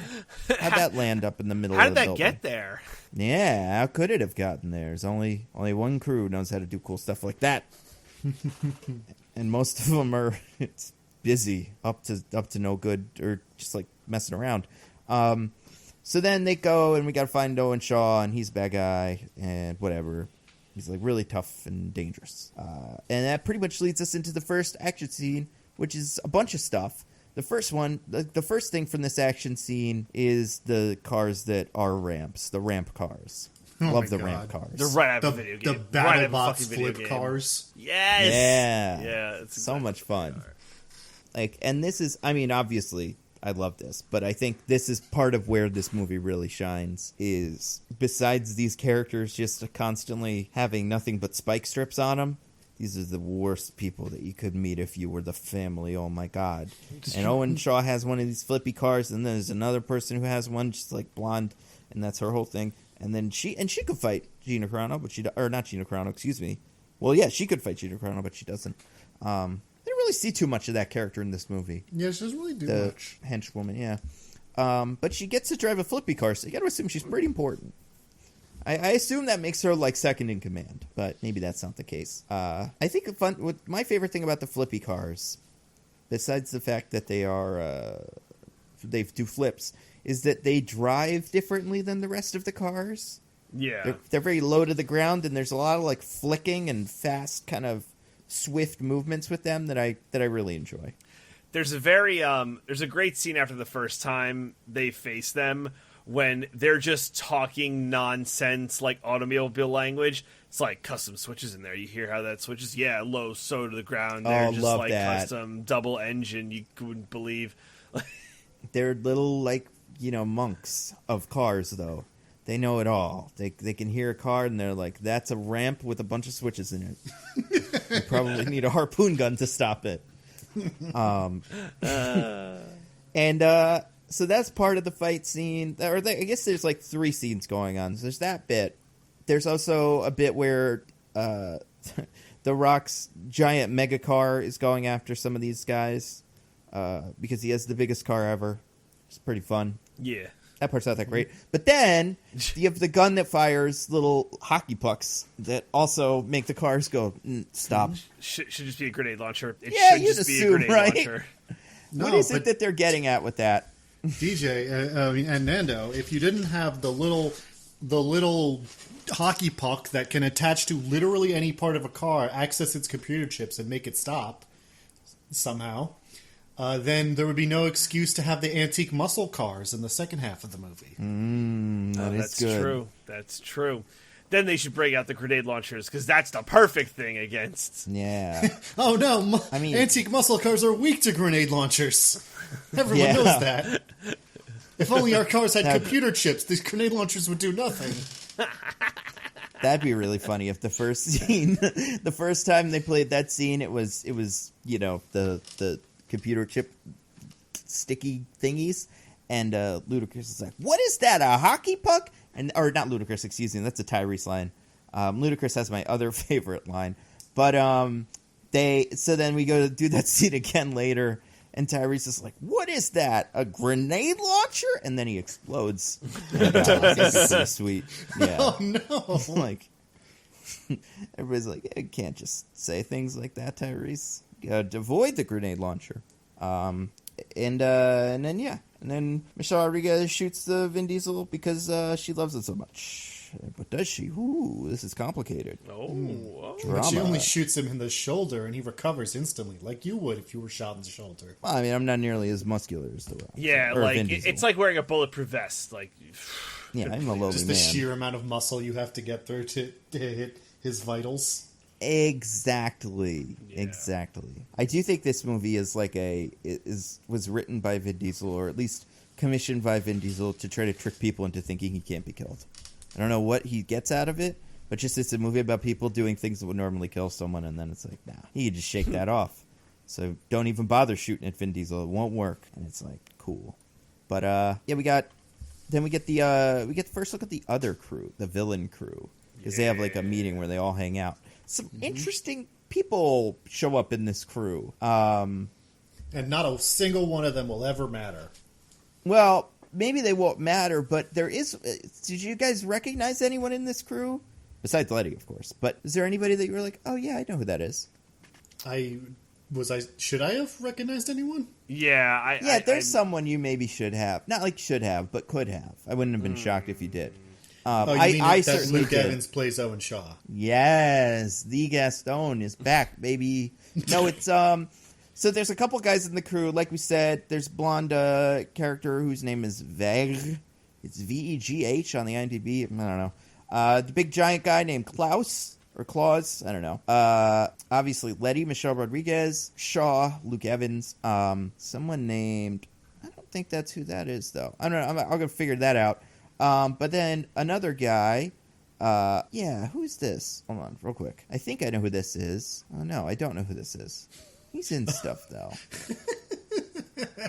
David Ajala. Okay, all right. So the guy, so the other member of the crew, though there is another member of the crew that I think kind of looks like somebody else, but he's not that guy. But he is in, like, Supergirl and things like that. Whatever. The big one is a certain character, by the name of, in the movie, His name is just Jah, J-A-H. It's played by an actor named Joe Talsim. He was in a little movie we watched a couple weeks ago as a character named Bihan. Bihan is in this movie, Sub-Zero. Yeah. It's the martial arts villain of the guys. How about that? Yeah. Well, so he does do cool martial arts moves in this movie. He does. And these movies have a good, like, you know, they got him here, and then the next movie we get another, like, very talented martial arts actor who can come in and do a cool fight scene or two. As well as a very big former MMA fighter who is mostly known nowadays for controversial statements. Boom. Wait, which movie is that? Number 7. Do you forget who's in 7? Kind of? Do you forget who they get to fight Michelle Rodriguez in 7? Oh, sure, yeah. I did not forget that. No, yeah, I wasn't sure if there was another guy. The way you kind of described it, I wasn't sure if there was another Klaus type or Klaus or whatever, just like another humongous giant man. That I was trying to figure out how that statement applied to the guy from Shazam, that actor. What is his name? The main. No, I didn't wizard. say another person who was in a bad movie. Oh my god! I just the guy from Aquaman. Then everyone's favorite guy. He's in everything. That actor. No, What the heck is his name? Why am I blanking on this guy? You know what I'm talking about, right? Willem Dafoe. Amistad. All those movies. He's in everything. He's the Martians in Invincible. Orm, the Ocean Hunter. You know, he's like the fish man. I know what that sounds like. The one that's like king of the fishes. He's also the wizard in Shazam. You're talking about Jimon He shows up Hansu. in the next one of these. Yeah, Jimon Hansu. There we go. I was trying to figure out if he was a MMA wrestler who said controversial statements in the past. I have not checked, but he does not appear to be. What a coincidence. But that would have been. But yeah. So anyway, that guy in it, I really like him. He does a cool fight. But then the crew goes and like does a little detectiving. Everybody goes on little missions. Vin Diesel's is the dumbest, probably, where he just goes to check on the gun and stuff. That's pretty whatever, right? I mean, I guess he finds out. It doesn't even lead him to like where Letty is, right? I think he just finds out that the gun is special. Yeah. Wait, I don't remember. Yeah. Oh, wait. Oh, yeah. It really doesn't tell them anything. Here's what they find out from the pawn shop. They go to the pawn shop, and he's like, "Oh, some girl bought it from me." I don't know why I'm giving him a New York accent when it's they there find in out London. about street racing. Yeah, they that's what I was going to get to. About street like, racing. she looked like a street racer. Which is like, A, he doesn't know that. He's just saying she looked like it. B, why would that not be the first place he looked anyway? Right? Yeah, and then C, how did she dress that day compared to how she dressed today? Was she decked out in all that ridiculous neon the characters seem to wear to these street races? Because as far as I could tell, she just looks like Michelle Rodriguez. She's wearing a big button on her purse that said, "Ask me about my illegal street racing." Yeah, instead of wearing her jeans to this, she wore like booty shorts, as is the custom of the street racers. I forget the like starting line girl who is a British singer, I think. Yeah, cameo. But that's what? Rita Ora or something. Yes, Rita Ora. That's right.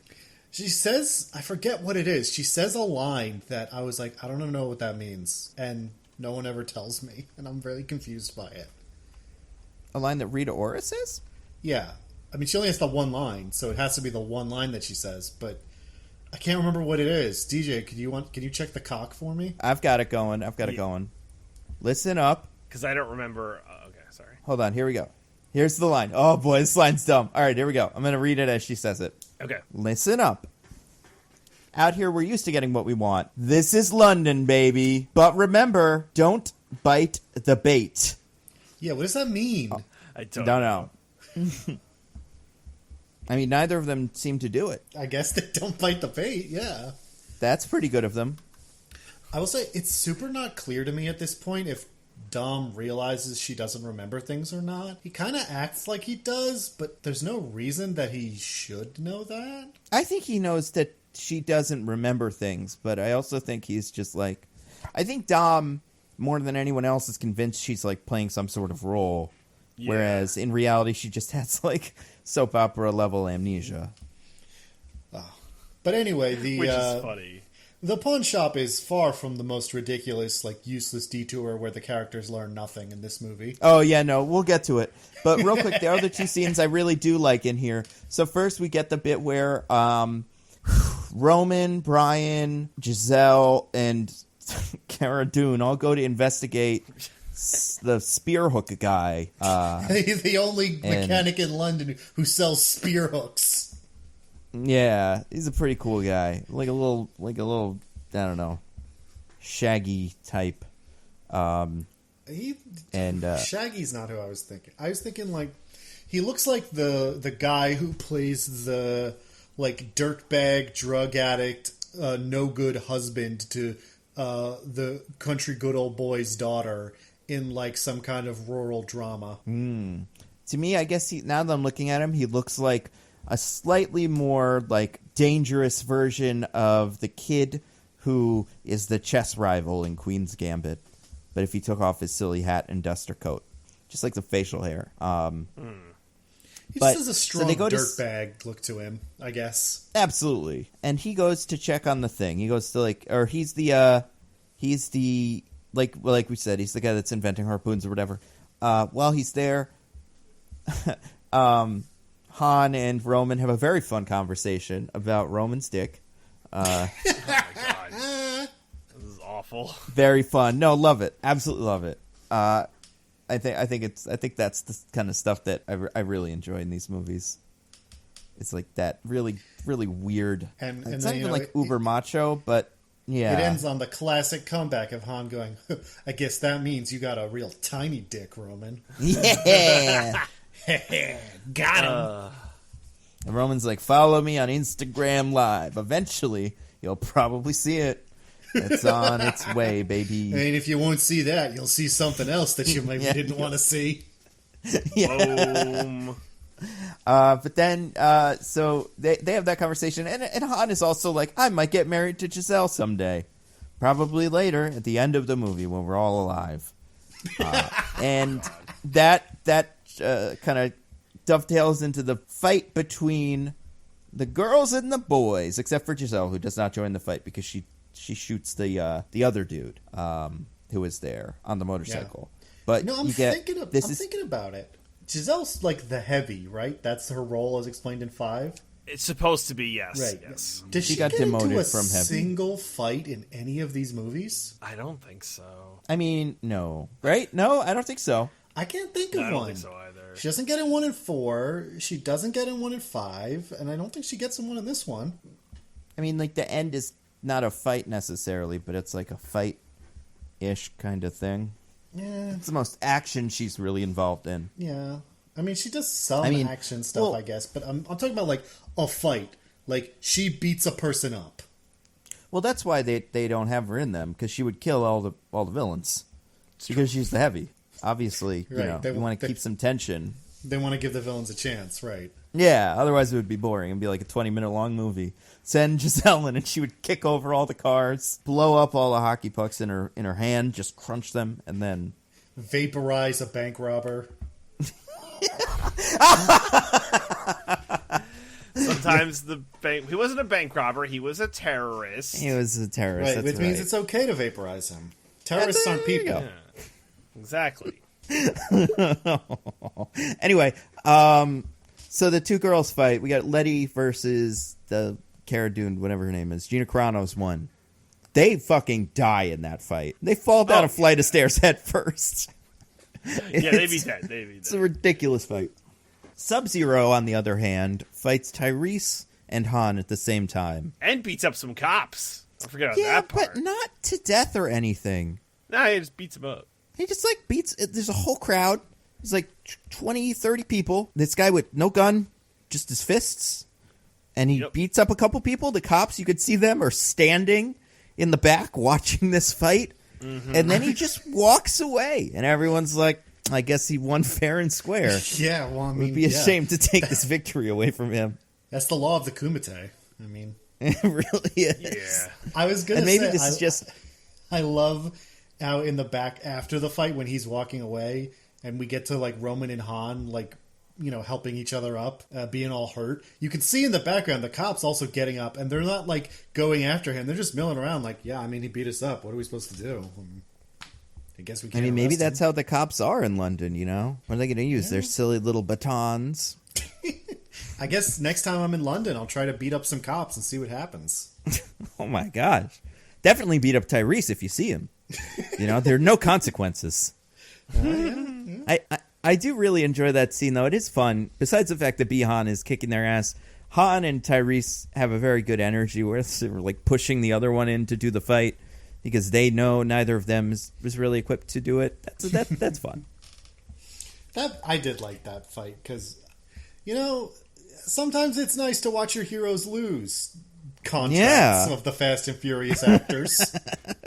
Yeah, I mean, the villain seem imposing, right? Yeah, it sets up some stakes. Like, if this guy had any other fight in the rest of the movie, then you'd be like, dang, how they got their asses kicked last time. How are they going to do this? Yeah, I can't remember where this guy goes. Is he the one that drives the tank? No. He's in the tank for sure. But I think Shaw drives it. Yeah, he's in the tank, and he's in, like, I think he might be one of the people, like...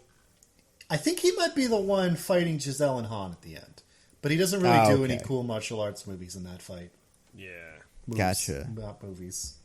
He does do cool martial arts movies, obviously. Mortal Kombat, and other ones that are cool. No.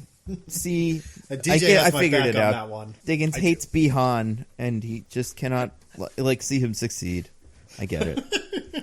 As a member of the... I have now singled him out as clan. a highlight of both of these movies I don't like.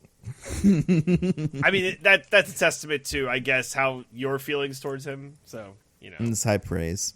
High praise. So, yeah, we get a lot of bullshit. The movie's great. What else happens?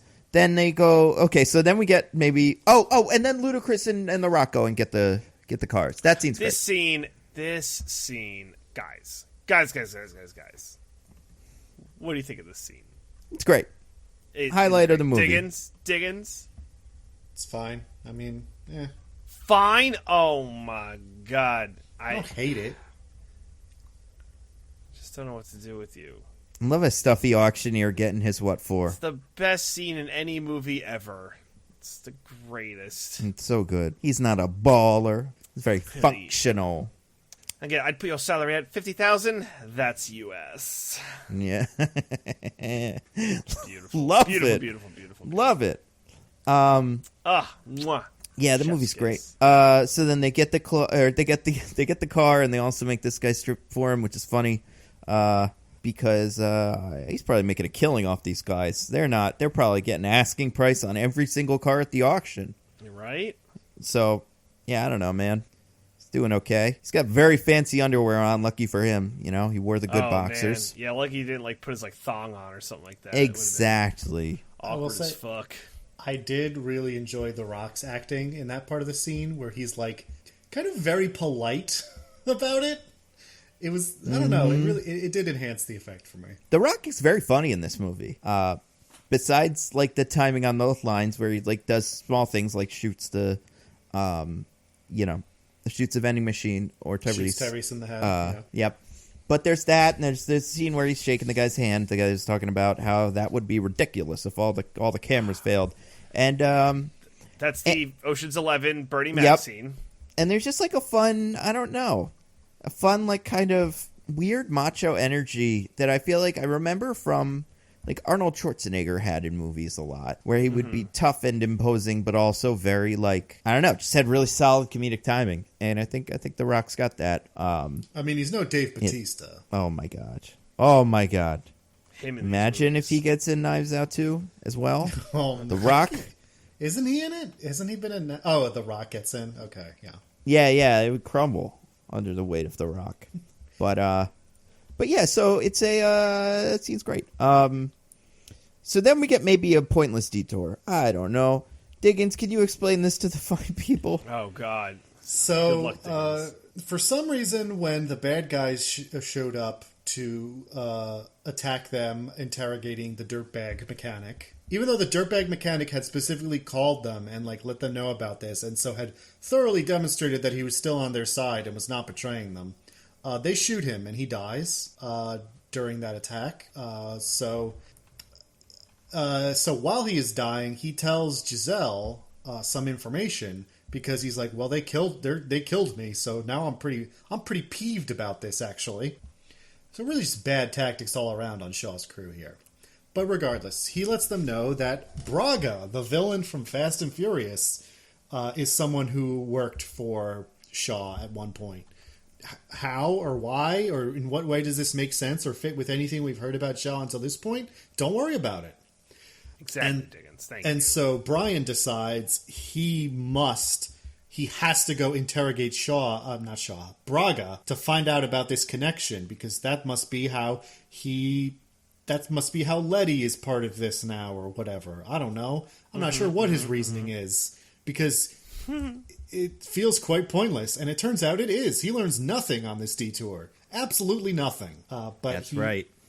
He calls up, of all his old FBI buddies, he called up the one who hates him to help him with this for some reason. He broke his nose in 4. Brian broke his nose in 4. Yeah, so I'm sure he had other friends in the FBI, like that woman who existed only to do Google searches for him.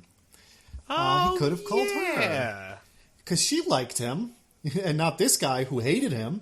But for whatever reason, this guy does decide to help. And he gets placed in a prison as, like, being held there under a fake name.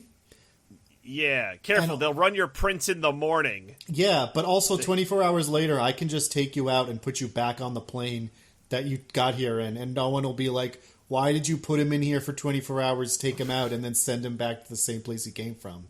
Hey, don't worry about it. Do I tell you how to do your job, fatso? Hey. Wow. Hey. Look at me. That's hurtful, Look at me when I talk to you. I don't tell you how to do your job. You don't tell me how to do mine. I'm going to take this prisoner and bring him somewhere else. You know I'm sensitive about my weight.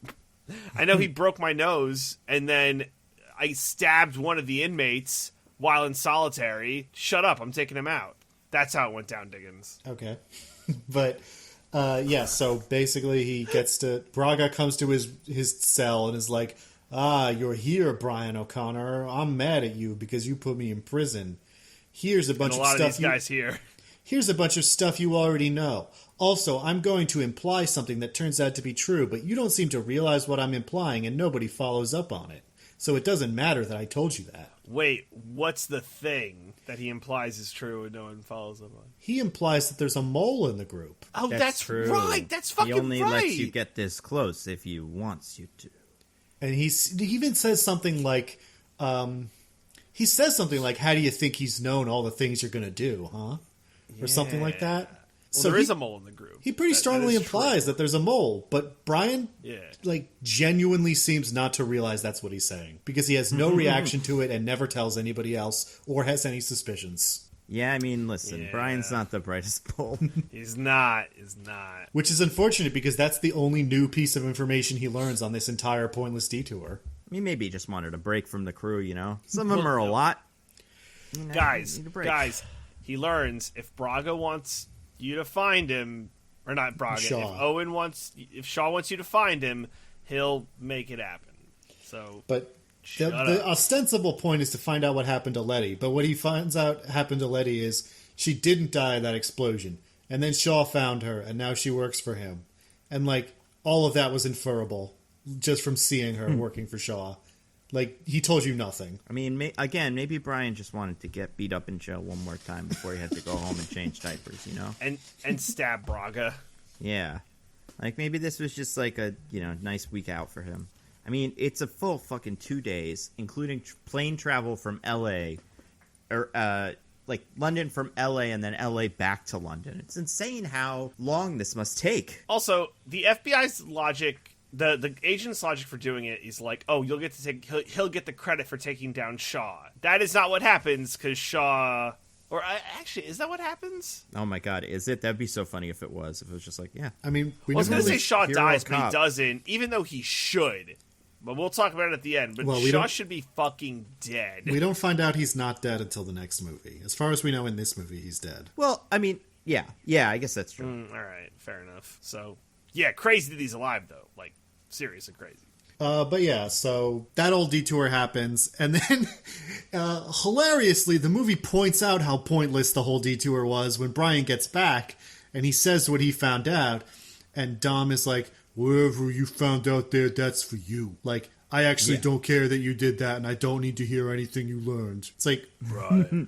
What are we doing here then? Right. I mean, good question.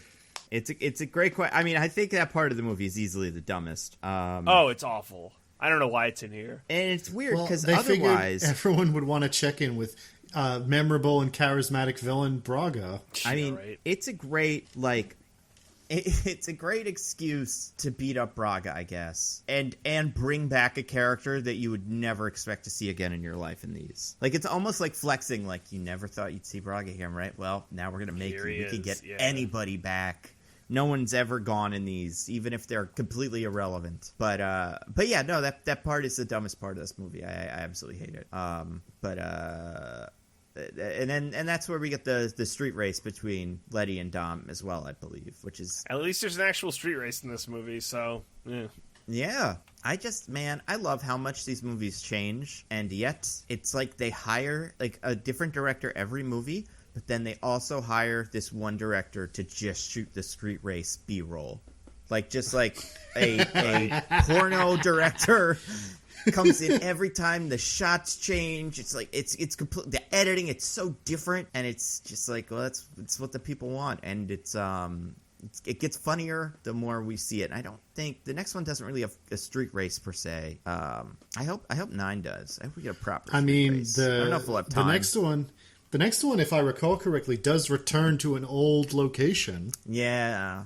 That hasn't been seen since the first movie. Mm-hmm. That is true. But yeah, so then that's the whole bit with that, and they all meet and almost kiss, and then they get, They do a little scar scene. Yeah. Where they show each other their linguinal creases. Mm-hmm. Uh-huh. What is that? Yeah, I don't know what. That's the kind of curvature leading down towards your pelvis. Wait. You mean, I don't want to say it. I know what you're going to say. I don't want to hear it. Say it, you coward. Say it. I don't want to hear it. No, we're moving right past that. You talk about butters. No. Oh my god. You said it. Just Now, in DJ's great defense, stuff, guys. Great DJ's stuff. defense, that's a meme. He's referencing a meme that is making fun of someone who said that. Mm-hmm. I'm probably going to bleep that out. It's going to be the first bleep out in the history. Oh, I love that. If we get a nitpicking. bleep out and people are like, what the fuck did he say? Yeah, what could he possibly have said? If you're listening to this, that was bleeped out because I definitely bleeped it out. Amazing. So Amazing. I'll explain it quickly just so if you know what I'm talking about, you'll know what he said. There is a famous post of someone complaining about their horny anime game getting censored in the West.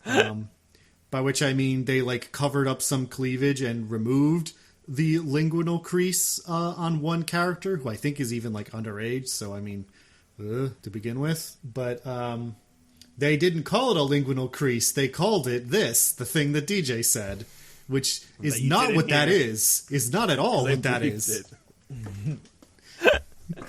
Well, anyway, Shaw and Vin meet for the first time in person. The hero and villain facing down, and they're all talking about family and stuff. And it's like a guy has a code. Family. Guys, a code. What's your code, Shaw? Something about efficiency? Oh, so that means you wouldn't say randomly run down a bunch of civilians for no reason while cackling like a supervillain, right? He's like, yeah, that sounds like something that would go against my efficiency code. That sounds very inefficient and likely to get me caught. So no, I would never do such a thing if I abide by my code so strongly. I feel like the code is the code is also kind of family related, right? Which at that moment means nothing to us. It only will mean something at the very end of this movie, in the post-credit scene. The code itself is not family related, but he says that the reason he feels so strongly about codes is because his brother told him that. Oh, right. Okay. Yeah. I mean, it's funny because he sets up the code as an excuse to do, sacrifice Letty kind of, and be like, see, I'll even kill my own Letty to get away with what I want, efficiency and stuff. And it's like, yeah, I know. Didn't think you wouldn't do that. Yeah, we get it, bro. You're cool. I mean, yeah, it works. almost everything he does works in this movie. He's a very good villain. And he sets up what I think maybe the best action scene in any of these, maybe, for me, which is the tank scene. Tank scene, super fun. Yeah, it's so great. The funniest thing about the tank scene to me is the tank is purely just, like, extra. He's not there for the tank. He's there for, like, the microchip or something, right? Right. And it's just like, this guy happens to have a tank. Yeah, so wait, did they steal that tank, or is that their tank? I was not very clear on this point. Oh, they steal the tank. I think the tank is being transported by the military people who have the and that the microchip is in the same truck as the tank. And I'm assuming they get in there and go like, and by the way, if there's a tank, we're fucking driving the tank. That is going to be a little treat for us. So, like, what was the plan if they didn't, if there wasn't a tank in there? I don't know, because they seem like their plan is definitely to crash this car. I think they know they have to know there's a tank, because they put that big tripwire thingy into the rock that makes that car that has the tank in it, or whatever, who knows at that point, but whatever that is going to crash and explode, you know. So if it's a microchip and a bunch of gasoline, then whoopsie daisy. I guess we can't do the nightshade anymore. But if it's a tank, then that's going to be a lot of fun. Well, they're already in the tank at that point. Was that them who set up the tripwire, or was it the crew? No, it's them. They get in. They like, the army has the convoy, and the crew is trailing the convoy, I think, because they like know something's up. And then the bad guys put the tripwire out. They also sneak into the car that has the tank in it, and then the wire snaps, gets taut, and the tank that they are all now in explodes through the front of this military vehicle thing. So feels like it would have been way less suspicious to just keep being silently in the convoy without anyone knowing that you had taken it over. Oh, yeah. But you see, that's the great thing about the Shaw. Everything that he's doing is actually also part of his plan. Even if he gets caught, it's okay, because it's part of his plan, you guys. He is the Joker. They're all the Joker. Yeah, I was going to say, he's just like the Joker. He's a Joker. He's Loki. He's the one from the Star Trek one. He's the one from the James Bond movie, Skyfall. Sylvia. It's all the same. And then they do the chase scene thing with the tank, and it's great. Well, no, you go. Sorry, go ahead. You go ahead. You go, Diggins. No, please, DJ, go. Please. No, Diggins, I insist. All right, I'll go. DJ. There's a red car, a white car, and a blue car, which is great. So we know who's who, and we know they are Americans. Like that or detail. French. Or possibly Dutch. They got American muscle, all right? They all driving little Ford, you know. I guess they could be British, too. Or Australian, for that matter. Or Kiwi. They're driving cars without computers. However, it's not like the car that Dom's driving is old. It's a pretty new-looking car. I don't think it quite fits with the other ones. But anyway, yeah. I'm DJ, sorry. your thing. I was going to, if we could briefly back up, because one of my favorite scenes in the movie, I know we kind of alluded to it. So when Shaw gets his crew out apparently this whole time, Mia was hostage, right? And so that's jumping ahead, not back. Yeah, what movie are you in? No, you could, no, wait. We're in the tank. That's after the tank scene. Oh, because They take her hostage to get out of the situation. Gets caught playing. Right, I'm sorry. Yep. Apologies. Yeah, but I mean, like, that'd be funny if they took me a hostage. They were just like, we're going to crash the tank anyway. We're going to crash. Yeah. We actually really want to do some fun tank stuff, and then we'll deal with the Mia thing later. But I think we actually got a shot at taking this tank. I'm sorry. So, Diggins, you go ahead. Excuse me while I try to remember what I was going to say. I was talking about why the tank is sweet and cool. Everybody's driving real good. Oh, right. Yes, I remember says, we need a whole new alphabet. That's a fun line in this. It's got a lot of great lines. Can you guys get really quick, just ballpark it for me? How fast do you think a tank can go? I've looked this up, like tell you 30 miles an hour, something like that. They could actually go a little bit faster than that. Like, some tanks, because especially on a road, so like, oh, it's so dumb that I know all this. On like a paved road, some tanks could get up to like 50 miles an hour. I read 40. But I also read that is like highly inadvisable, and a tank that does that for any longer than like a few minutes would need serious maintenance. Well, and it would probably run out of gas. Yeah, that's sense. Like the other thing. But also, there's no gas in this movie. I like that the Fast and Furious movies have never, ever even stopped to consider gas. You know? Well, no, that's not true, Nando. There's that time in the start of Fast and Furious where they stole some. Oh, that's true. Oh, yeah. It's true. Maybe, well, all the characters weren't on camera. They were all just filling their cars up with gas so that the chase scenes could go on forever. I guess, like, so the thing I like about this chase scene with the tank, for people that don't know, so, like, we kind of explained bad guys stealing tank. They're on a highway that is through mountains. I want to say, I don't think we're in, like, London anymore. I think we're on the way to, like, Italy or something. We're in Spain. Or Spain. Yeah. Oh, we're back in Spain. Oh, yeah. We're back in Spain. Full circle, baby. There you go. So is that why Dom went to Spain? No, Dom was just living in Spain. That was just coincidental. Was Brian live in Spain, though? Yeah, Brian and Dom both live in Spain. So that's the excuse in the movie for why they're in Spain. It's somewhere where the bad guys need to be able to drive to steal.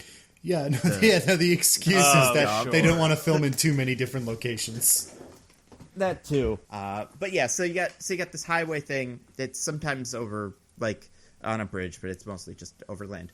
The good guys have 5 vehicles. Also, Hobbs is not in this one. But it's Vin Diesel is driving American Muscle Red. Paul Walker is driving American Muscle Blue. And not Ludacris. God. Tyrese is driving American Muscle. Which color have I not done? White? He's driving the one that gets eaten up by the white. tank. It's white. Yeah. Ludacris is he is spotting from a distance fucking who knows where. He's not in a helicopter. I don't know how he is valuable after 30 seconds of driving. You can't see anything. And then Han and Giselle are on motorcycles. Very good. Yes. So everybody's got something to do. It's very fun. They decide to turn one of the cars into an anchor. A lot of fun. Tyrese, joking about and being like, "Oh my God, I'm gonna get crushed," and being clever. I really like this scene. I think this is maybe the best scene in any of these movies. Yeah, it's good for the big chase because, like, it's weird to think it's not too big. Because even the later big chase scene is kind of like, what? But I feel like that's more of a set piece where this is like, oh my God, we have to face the tank, and like the reaction is all great. It's like, what is Tej Goot's like? Oh, plan B. We need plan C, D, E, F. Man, we need more alphabet. Yeah, and then I think Tyrese's line is just, "Is that a tank?" Yeah. So good, man. There's a lot of hockey pucks in that tank. I think it's fun that I think part of the fun of it is that they see a tank and they go, "How are we in 3 cars and 2 motorcycles going to defeat the tank?" Right? Like, it's adorable. Because if the tank wins, that's it, really. I guess they have to save civilians, but, like, they could just drive ahead of the tank very far ahead and just stop traffic and get everybody out of their cars, and then the tank can't really go anywhere. Nowhere where it can't be followed, but... Yeah, it feels like they didn't really think through this tank plan. Nah, I mean, like I said, you see a tank, and that immediately becomes part of your plan, regardless of whether it makes any sense or not. It's like, to borrow a, not like a phrase, but to borrow a metaphor from my life and my life only, it's like when you play Enter the Gungeon and you have a chance to use, like, the fucking stupid-ass devil gun that actually isn't that useful against bosses, but it's like, what's the devil gun? Of course I'm going to use it. And then you die, and it's like, you say, I'm such an idiot. That's what Shaw was probably saying. But I can't take the Gungeoneer's wife hostage, so I don't get another shot at it. Like you just automatically win. The ancient Chinese proverb, yes. Yeah, exactly. I do think... I think this scene ends in an amazing way. DJ, can you explain the ending of this scene? Or of the whole, like, tank chase? So, yeah, to summarize the, like, what happened. So one of the cars, Tyrese's car, has, like, a tow cable in the back. He gets out of the car, wraps around the tow cable around the gun barrel of the tank. Brian comes over, Roman jumps in Brian's car, they're good to go. Then Brian rams Roman's car off of the like the highway they're on, which is like in the middle. It's just a 300-foot drop. They come to a stretch where the divider is over a bridge, so that there's kind of an empty space leading all the way down to the ocean below. And there's this fun like game of like kind of tetherball with Tyrese's car, where they're like just batting at it, trying to get it to fall right in between them, which I think is also a lot of fun. While that's going on, Letty is told by Shaw to go on top of the tank and like fix it. Yeah. I guess, like, I think he literally says, take care of it. Like, bro, It's like, tank stuck, go. Oh, but like, DJ, this was part of his plan. It was always part of his plan the whole time. Smooth as silk, all the gears moving together. You were never even in the game, DJ. I love that line. Oh, I love that line. This movie's so good. You were never even in the game. You've never been playing the game. So then Dom sees this, right? And he's like, oh my god, Letty. So basically what happens is, like, all at once, the car, Brian gets the car to fall in the gap. The car, like, is dangling, and then I guess it catches something, like, below the bridge that basically makes the tank, like, flip over. So the force is so violent, it launches Letty off of the tank, and she's gonna, like, fall, right? So Dom jumps from his car, catches her midair, and then lands on, like, a car on the other side of the bridge that just happens to be there. DJ, you are underselling the stupidity of what Dom does. I think there's a couple details. My favorite is... I'm sorry, Diggins, could you correct? He doesn't jump out of the car. He is, like, he sees this is about to happen, so he, like, leans out the door of his car, still driving it, does a hard turn so that the car crashes into the barrier along the highway, which then the sudden stop propels him flying through the air over the divider with this over, like, the 300-foot drop to the ocean, where he timed it perfectly, so he slams into Letty in midair, and then he is so massive and dense that he completely alters their trajectory to his trajectory, and, like, her momentum is totally canceled out, and they go forward and land on top of a car perfectly fine. Yeah, her momentum really is canceled out, because if you look at the overhead shot right before the scene transitions, you can see his car. There's a straight line between where his car stops and when the next car is. Like, it's not like they're further down the highway. Like, it's like if he kept driving his car, he would have hit the car that they land on. He's just really strong. It's like he's going so much faster than Tank. So it's not that he's strong. It's that he's dense. He's very heavy. That's it. Well, and then she goes, how did you know the car would break your fall? As if a car isn't made of, like, metal and glass. Yeah, as if landing on a car would help at all. Yeah, he lands in a fucking windshield. Like, that cushions his... Yeah, it's unbelievable. It's not a bouncy castle. Like, well, he's a car whisperer. The cars recognize him as their king, and therefore no car can ever harm him. Yeah. So I have a question. Let's say that, like, Dom... we'll give him the benefit of the doubt that he could have done that. They could have crashed the car and then flung himself and time it perfectly that he like, tackles Letty to save her. What actually happens in that scenario? Does he, like, tear through her? Do her, like, limbs fly off from the impact? Like, what happens? They both stop moving forward. They stop in midair and then fall 300 feet to their deaths. Yeah, they're, you know... I don't even know what... They're like... lateral momentum would kind of cancel each other out, and they'd just keep going forward wherever they hit each other, which would probably be over the gap, so they'd die. I mean, they wouldn't die, because it's water, so they just, like, hit the water underneath. Yeah, as we all know, no matter how far you fall, if you hit water, you're fine. Yeah.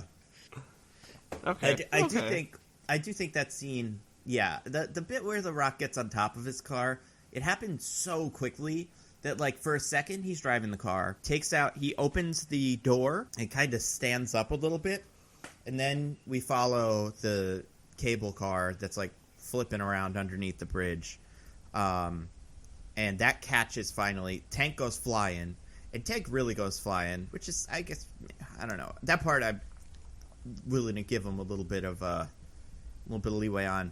But by the time we check back in on Vin Diesel, he is fully standing on top of this car. Like, steering it with his mind. It's amazing. It's what Diggins said. The cars recognize Vin Diesel as a king. Yeah. And they're like, oh, yes, master, I will steer myself. I am now a self-driving Elon Musk car. It's like, I can it's like tries the game not to Crackdown. He tries not to abuse the power, but he does have it. And also, Fucking The Rock is in a helicopter above all of this. Just watching. Why is Ludacris in that helicopter? Just helping out. Yeah. He really is. He's just got binoculars, too. He's not even fucking using a satellite or some special fancy technology he's made. He, like, has binoculars and a walkie-talkie. I don't know. Ludacris didn't want to show up this day, I guess, which is fine. Luda. By the way, if it He wasn't would have clear, just been in someone's car. this is the part of the movie that's so dumb that it circles back around to me liking it. Yeah. I think the tank thing, like, I would find it hard for someone. I understand everything you've said about the movie, and I understand people that don't like this one. But I do think, as just a Fast and Furious scene goes, take the tank scene out of all of the rest of this, and it is some top tier Fast and Furious action. I mean, I am totally not opposed to dumb fun action movie with quips and like stupid scenes that you just like make you go like yeah and cheer. I just don't like these movies because they seem like they think I should be invested in these characters, even though there's no reason to be. Yeah, I don't know if it's just a personal thing where it's just like I see these guys joke around together and I immediately really like them all and like want them all to succeed, and that's enough to get me through all of the other stuff. But I mean, like, it wants me to care about like Dom and Letty's romance, and I just absolutely cannot. I will not. That's fair. Well, we've gotten to the end. They've captured Shaw. They've gotten the Nightshade device. I think it's called that. It could be something completely different. We've just kept saying it. That sounds right to me. Nightshade device. Right. It sounds like it's in. I think it's in one of these. It's like there was this, and then like Fast and Furious came out. So Fast and Furious came out 2013. Dark Knight Rises came out in like 2012, and that had like the blank slate protocol, and there was just a bunch of bullshit mechanism. I would say like the James Bond movie around this time also had some silly, plot device with like a really, like it thinks it's very cool kind of name. But what's the one in the next one? Oh, the next one's the Eye. Oh my god, it is the Eye. It's something else. It's like the Master Eye or something like God's that, right? Eye. God's Eye. There we go. Yep. But anyway, so we got Shaw. We got the Nightshade device. Letty's back on the team. She seems to kind of half remember some of the things. And that's the end of the movie. Yep, it's over. Unless I did I checked the runtime of this movie and like saw there was a half hour left, and I was like, what? How? Huh? Makes no sense. Yeah, I mean, this would have been a fine ending for me. Like, it's got a good. I think, like, obviously the rhythm of the movie and like the plot would be a little bit off, but if this were the finale of a Fast and Furious movie, them versus a tank, I'd be down. That's what I'm here for. It could be because that's like a big enough stunt to be like, oh wow, good big stunt, everybody. And then you beat it, and then we all go home. Yeah, and I feel like I wonder how much of this did they do in real life? Because I know a lot of the time they like to pride themselves on like we actually dropped cars out of planes. I wonder if in this they actually like drove a tank for 5 minutes down a highway and had to crush some stuff. It's interesting. The U.S. military has a history of lending the Fast and Furious franchise some of their stuff for their stunts. Oh yeah, makes sense. For they the gotta propaganda. What else are they going to do with them? Leave them in a fucking lot in Ohio like they usually do? Might as well get those tanks out on the field. Otherwise, they rust and they don't work. It's not like it's that much gas to power it anyway, so Yeah, but what was I going to say? So they're not even in the game. They thought they were in the game, but they're not. Shaw, what has Shaw done? What has Dastardly Shaw been up to? So I totally spoiled it, but captured Mia. They fucking captured Mia. Not the baby, though. Not the baby. That would be Mia. That's true. The baby doesn't show up at any point in this. Oh, wait, no. Well, passed off to Elena. Yes. You're right. Yeah. I saved myself. There. Nobody tweeted me. I remembered. Yeah. So, Tweet at Diggins a thumbs up for remembering that thing. Because of that, they were never in the game. They were in the game so much that they were out of the game. But because of that, now they are double out of the game. Mm-hmm. And what other shocking twist is revealed at this point? Well, before that, this is my favorite scene. Might be one of my favorite scenes in the movie. So, okay. Go ahead. Shaw reveals that he has Mia because he's like, "Why don't you call Mia?" And Brian's like, "What?" And then whenever calls her, she's like, "Brian." So the NATO general, who's like quote unquote in charge, is like, this changes nothing. One life does not equate to the lives of billions. And it's like, this changes nothing. And then The Rock pulls out his fucking hand cannon, puts it to the head of the general, and goes, this changes everything. Yep. And then, so The Rock says, Toretto, I need you to know, if Shaw walks out that door with that chip, words like amnesty and pardon go away. Do you remember what The Rock says? No extradition. You mean what Vin Diesel says? I'm sorry, what Vin Diesel says. Yeah, what Vin Diesel says. I don't remember. They were never in play or something like that. Those words went out the door the minute we were born. Yeah, that's right. Yeah. I like this baby. 6 pounds, 8 ounces. Can't extradite this baby. He's never getting a pardon. Never. Yeah, it's a bad baby. I hope this baby is born in one of those countries with no extradition. Otherwise, he's in trouble. It's one of those lines that's like, fine. Cool thing to say in the moment, Vin Diesel, but hey, what does that mean? What does that mean? Oh, like all the lines. So much of this movie is just lines like that. But that sound cool when they say them, kind of. And if you're still, but don't have any meaning. Like, don't think about it. If you're still rolling on a post-tank, scene high, you're not going to really mind. But they're delivered with just the right amount of schlock, and like just the right amount of, I would say, with Vin Diesel, not self-awareness. Where, like, he actually thinks this line is cool and well done, With all the charm and charisma of an uncooked slab of ham. Exactly. And that's the best. So what I love that the NATO general's like, no, fuck all of you. I'm in charge. Lock down the base. We're not... Yeah. He's just kind of like, oh, well, the Rock is a hand cannon to my head, so here we are. And I mean, You go. I mean, it's such an insane... It does feel like The Rock, in anyone else's eyes, must have just absolutely gone crazy in that moment. Like, I think he's still going to jail forever. Yeah, I mean, The Rock's getting arrested after Owen Shaw leaves, right? I mean, this was super illegal, the thing he just did. Yeah. And, like, on an international level. Like, this probably breaks international law, right? Well, he's a NATO general, so he's probably American. Right, but that means it is illegal because The Rock's an American cop. I mean, if he's doing it to a foreigner, true. Who cares? But he does it to an American? Absolutely unacceptable. Oh my god, it is unacceptable, and he's so good at it. It doesn't matter though, because Owen Shaw gets to walk out of the fucking NATO base. Which, by the way, I didn't bring this up earlier, but originally the chip is on the base, but then they're like, "We've been compromised; it must be moved." Which is like the same play as Fast 5 with the warehouses of cash, right? Except this time it's the bad guys doing it, not the good guys. But they should have been like, wait a minute, this was our play. We should keep the chip in the base extra safe. Like, outsmart them. You know what I mean? But none of them are there when that happens, right? Only The Rock. Yeah, well, oh. Wait, is there when what happens? When the guy gets caught and the... Yeah. And so The Rock is like, we got to follow procedure, take it off the base. Oh, yeah. Which, how is that procedure? How is the procedure to make it more vulnerable? Put it in a car. Right. Put it in the biggest, most dangerous car you can imagine. Open the sunroof on the car container as well. In case put it in the one place they've proven to not be able to commit any crimes. A car. Yeah. So I just found that interesting. But anyway... So Shaw gets to leave the base with the military chip. And obviously he's like, yeah, make the call, kill Mia. But luckily Tej has jammed, I think he says, I jammed every signal up and down the frequency. Hold on, DJ. You skipped an important reveal. Oh, I'm sorry. Yeah, there we go. I care so little that I...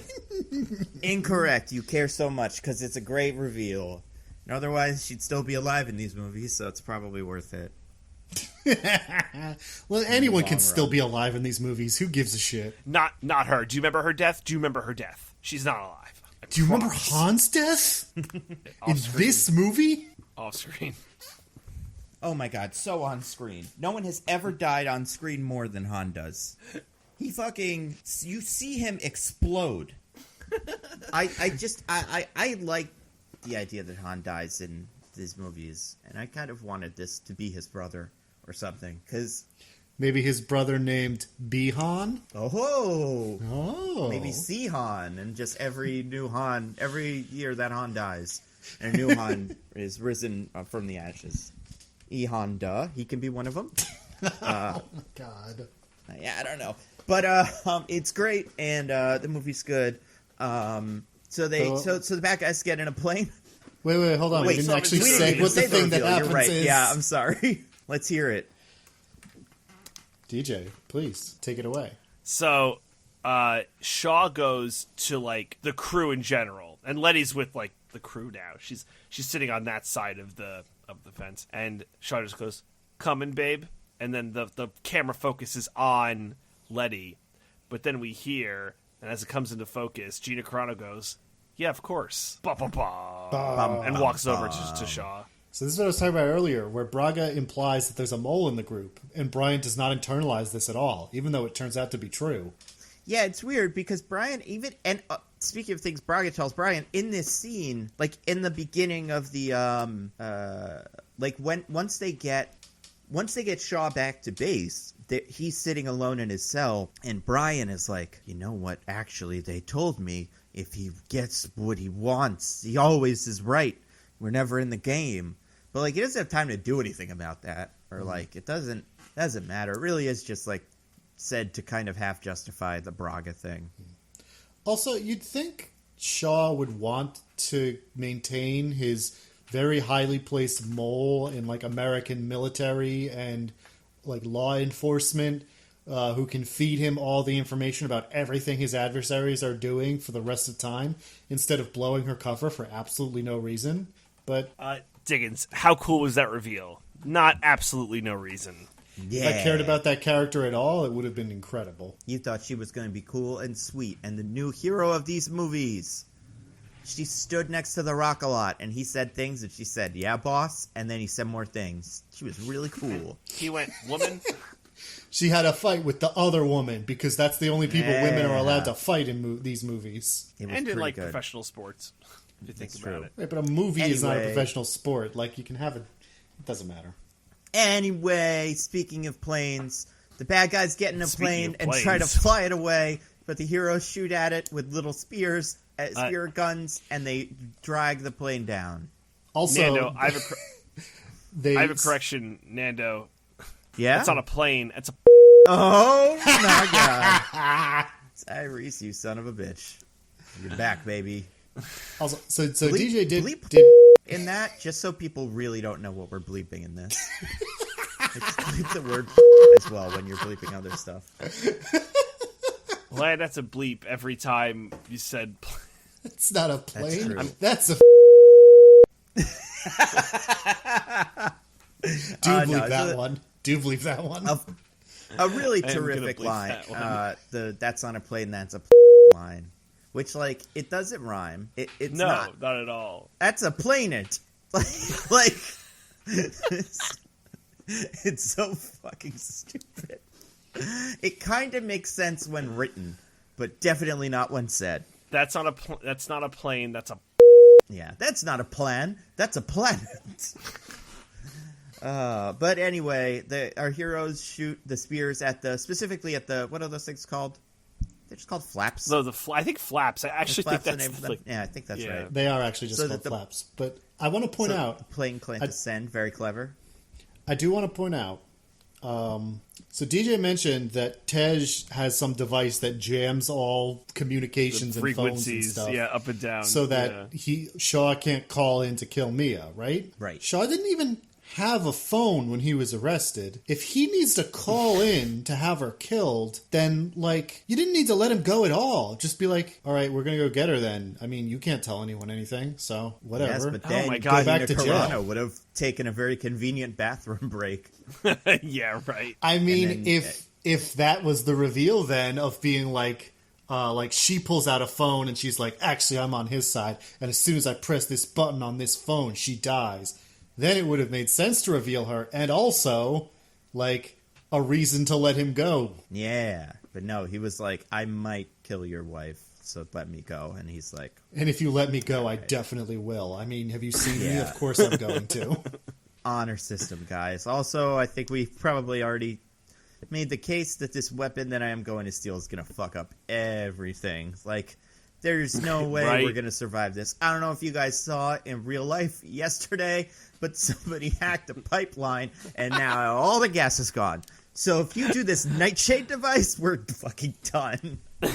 Like, and I think like the thing about the way that the reveal plays out is, I guess like it does feel very like the characters in the movie are like, there's one more scene and you gotta let us do it, please. And there just isn't a lot of resistance. It's the same thing where Bihan just walks away and they're just like, all right, let's gear up for the big fight scene. And they and then they go fight the plane, and it's amazing. The Rock and Vin Diesel finally shoulder to shoulder, two juggernauts of the screen. Mm-hmm. The Rock both pulls are as a big as Woody each from other. Toy Story 2. The Rock he? pulls a Woody from Toy Story 2. Hold on. Mm-hmm. What does that mean? It's a plane thing, I'm assuming, right? Because It Woody is a isn't plane thing. It is a plane thing. Oh, he rides the horse onto the plane? You're close. You're close. Like the Iron Horse, like a car or something? I can't I don't remember. know. Does he There's a grab onto specific the wheel? Yeah, there you go. Yeah, that's what it is. Yep. It's a sick move that works. We also get a really incredible fight move. There's Diggins. a few. There's Yeah. some real good ones. I mean, Diggins, as the person who just saw this movie for the first time, was there anything specific about the hand-to-hand combat in this scene that really buttered your biscuit? Or more than hand to hand. Some There- other body Yeah. parts to other body parts. There absolutely is, and it's not what you think I'm going to say. Oh, what Okay. is it? I'd love to hear it. So the big, strong, tough guy on the enemy team, I love that he grunts like a dog every time he does a fight move. That is so fun. specific. I do like how at one point I want to say Vin Diesel, maybe it's Vin Diesel. This isn't what I'm describing either. Just like fucking picks up Owen Shaw and tosses him in a big crate. Yep. Pretty much breaks this guy's back in half. But he's pretty cool, so it's fine. But no, DJ, do you want to explain the best fight scene move ever? I think we're going to talk about it, or I think we're thinking of the same thing. But Yeah. So Vin Diesel is fighting like their heavy, like his counterpart. Well, I guess his counterpart's Shaw, so I guess he's just fighting their heavy. Well, he's fighting Shaw, and then the Rock is fighting the heavy, right? But they switch off at some point. They kind of like switch back and forth. Because Vin Diesel has to fight the heavy before the Rock comes to join up what's going on. Oh, sure. So I believe while Vin Diesel is fighting him, I forget exactly how it happens, but he like propels himself forward and like flying headbutts this dude Yeah. like a fucking shark. He just like flies through the air, and it's like, it's not like that's better. Like a fist would definitely be better in that scenario, but no, he flying headbutts this dude. He fucks him up so bad. I mean, the thing I like the most about it is that you can kind of tell right as he's about to do it, he kind of loads up his neck as if to cock back his hands, like he's like, let's get ready for a big one of my classic flying headbutts. Do you remember this, Diggins? Yeah, I remember it. Okay. It's really great. It's not And as I good as think, the big man grunting like a dog in every fight, with every fight move, but it's pretty good. Man definitely does good grunts. No, you're right on that account. Could you do your best impression?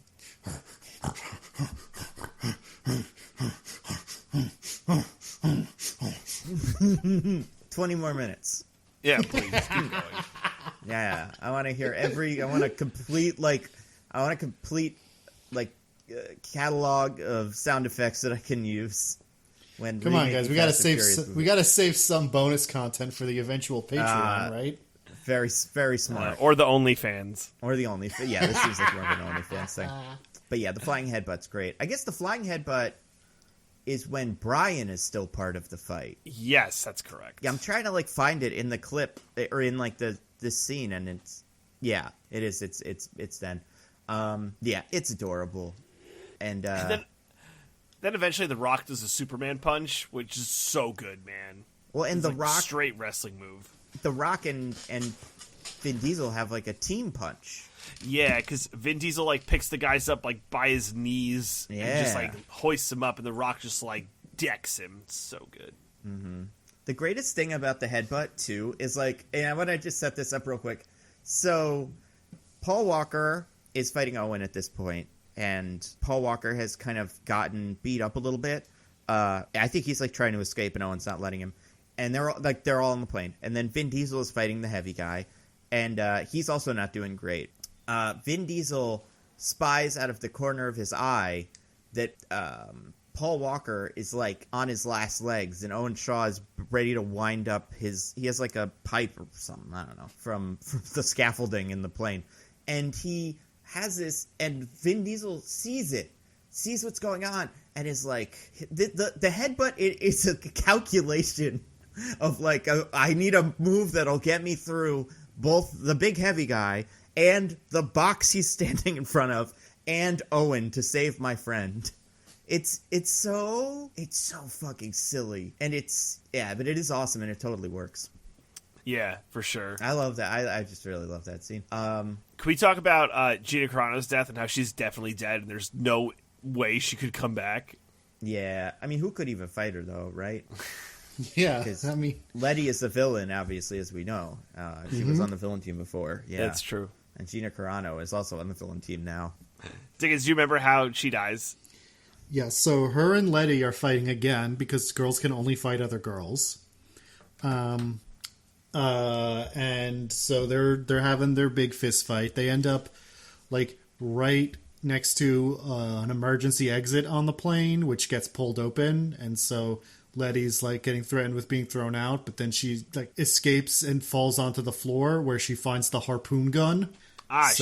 She didn't find it. The Rock came with it. Oh, The Rock tosses it to her. Like, hey, kill my partner real quick, huh? Right, you're right. I'm sorry. I am so sorry, everyone. He is tossed the harpoon gun by The Rock, and she fires the harpoon gun into Gina Carano's stomach, launching her out of the plane onto the tarmac. Do you remember what... As far as we know.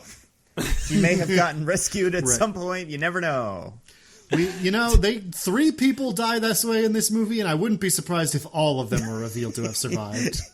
Yeah, exactly. Even the guy who like got blown up in the airplane engine. Yeah. Well, not that guy. God, that guy's dead. Mostly him. Good. Do you remember what Letty's like finisher line is? Oh my god. It's bad. I remember that it's really bad. I do, but I just watched it. It's 3 words. Wrong team, bitch. It's not cool, but it's also like not clever.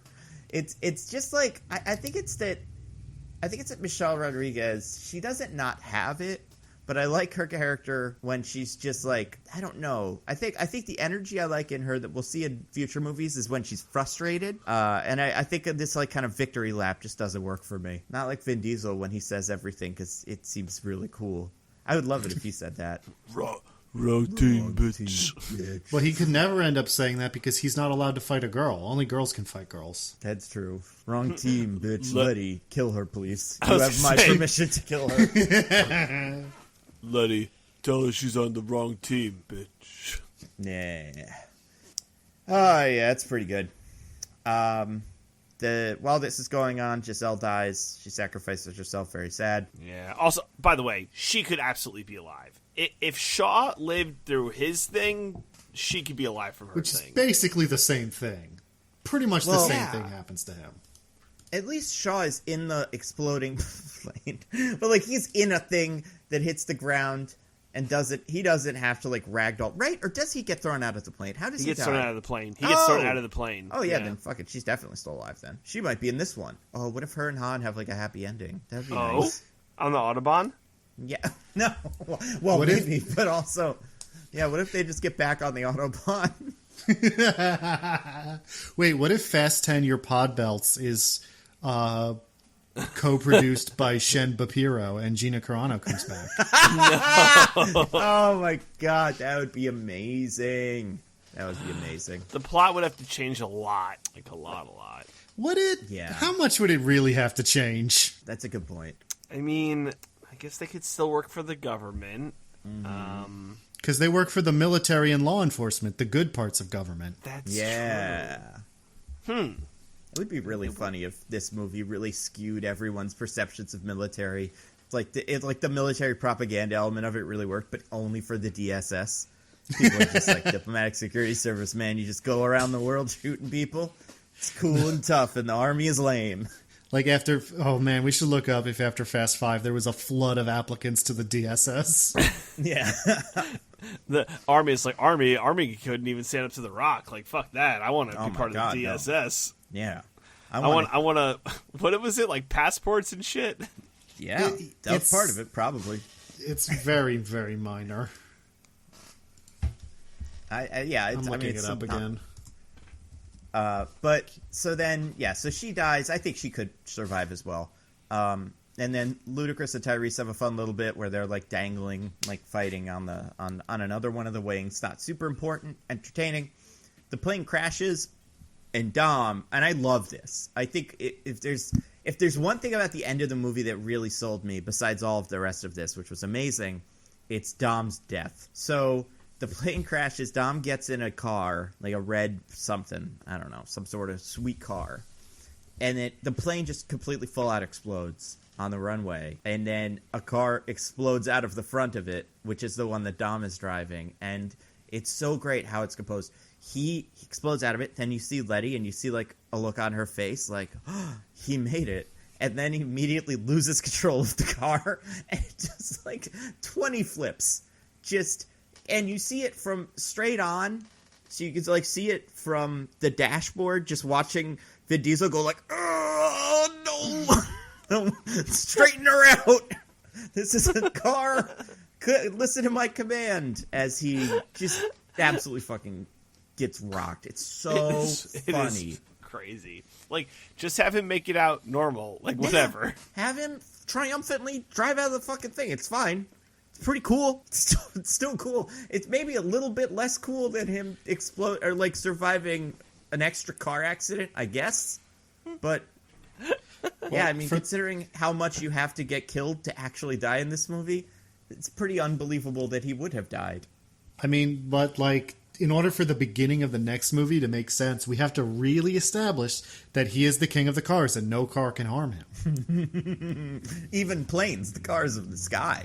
Exactly. As we know from Disney Pixar planes or whatever. But then he fucking walks out of the car, out of the plane, all dead, but he's not dead. He's alive. Like, walks through the fire part. Like,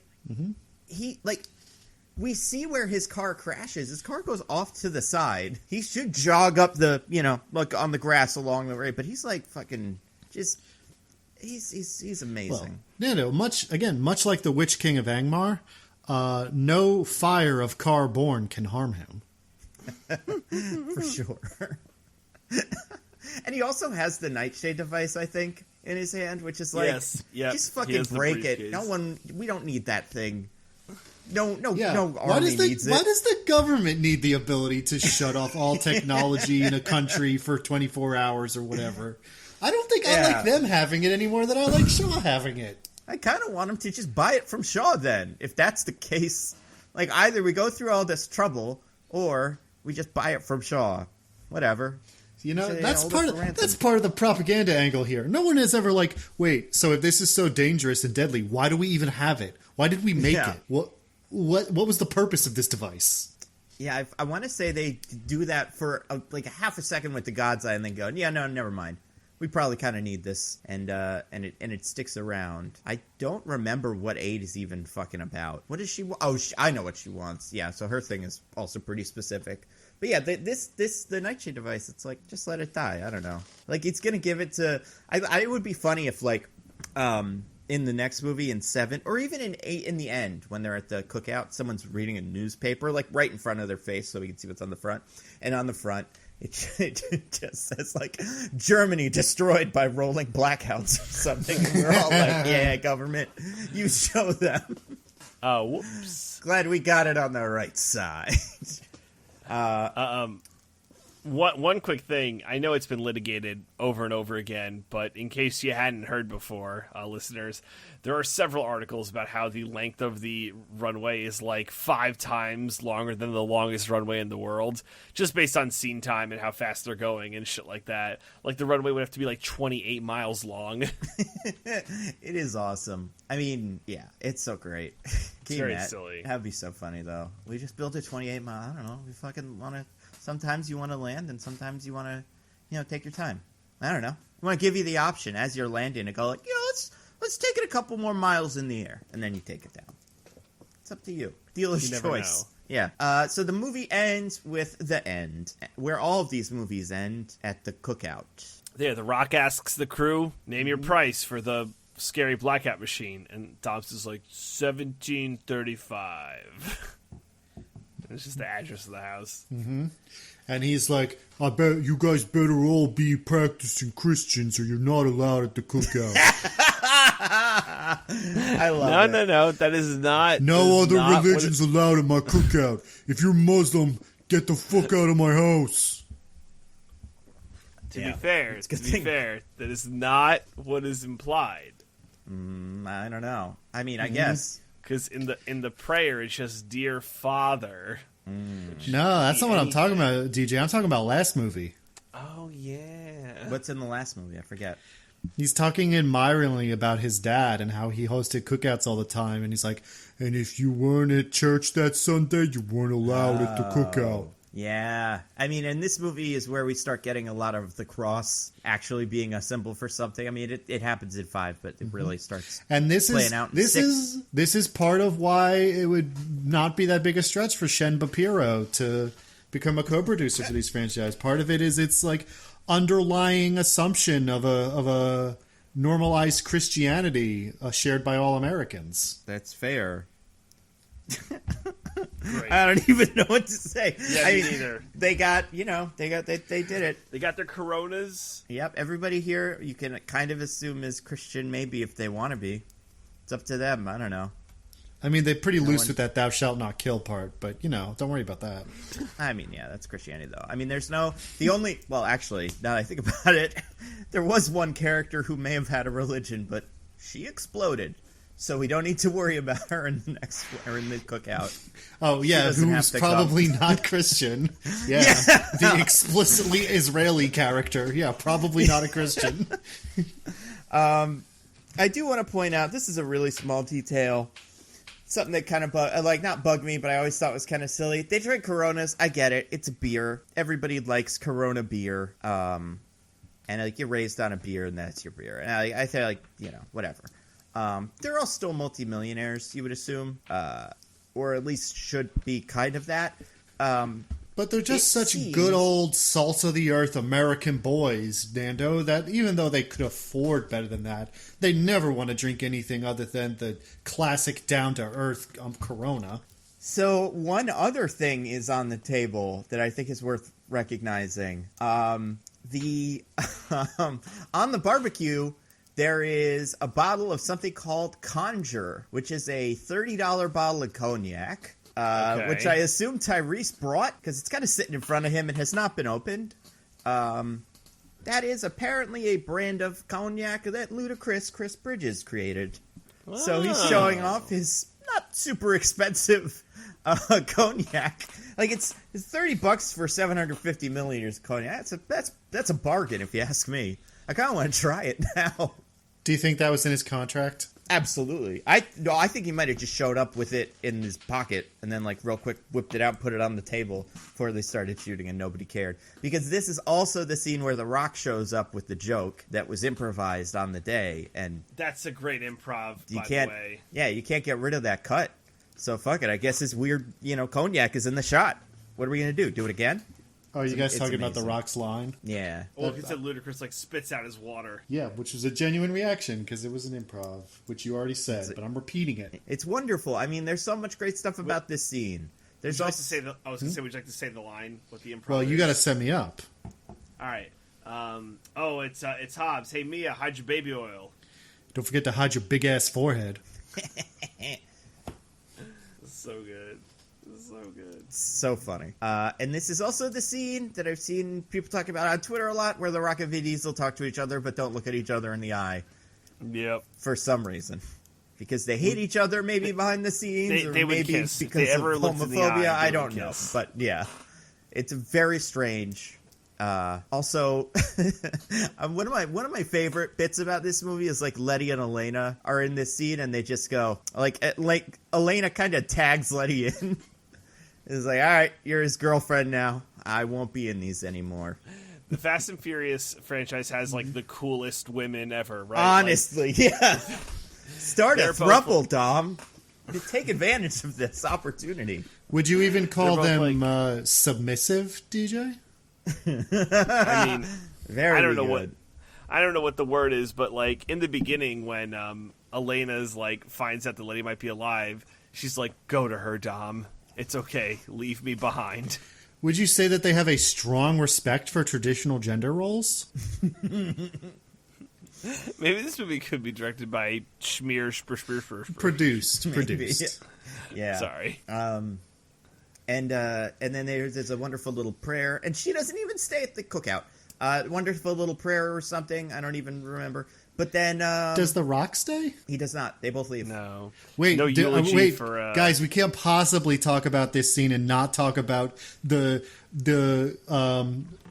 3-foot tall stand-in for Vin Diesel they got. Wait, where is this?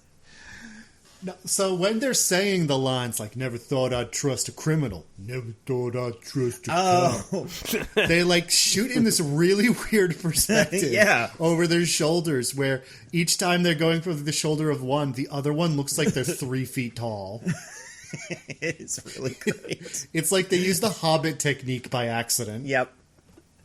And it's funny because it's almost like the Vin Diesel's character is pretty much standing in place the entire time during all of this scene, and The Rock like walks up to him, and like they're standing apart from each other, like they're not looking at each other. But then everybody leaves, and it's just those two.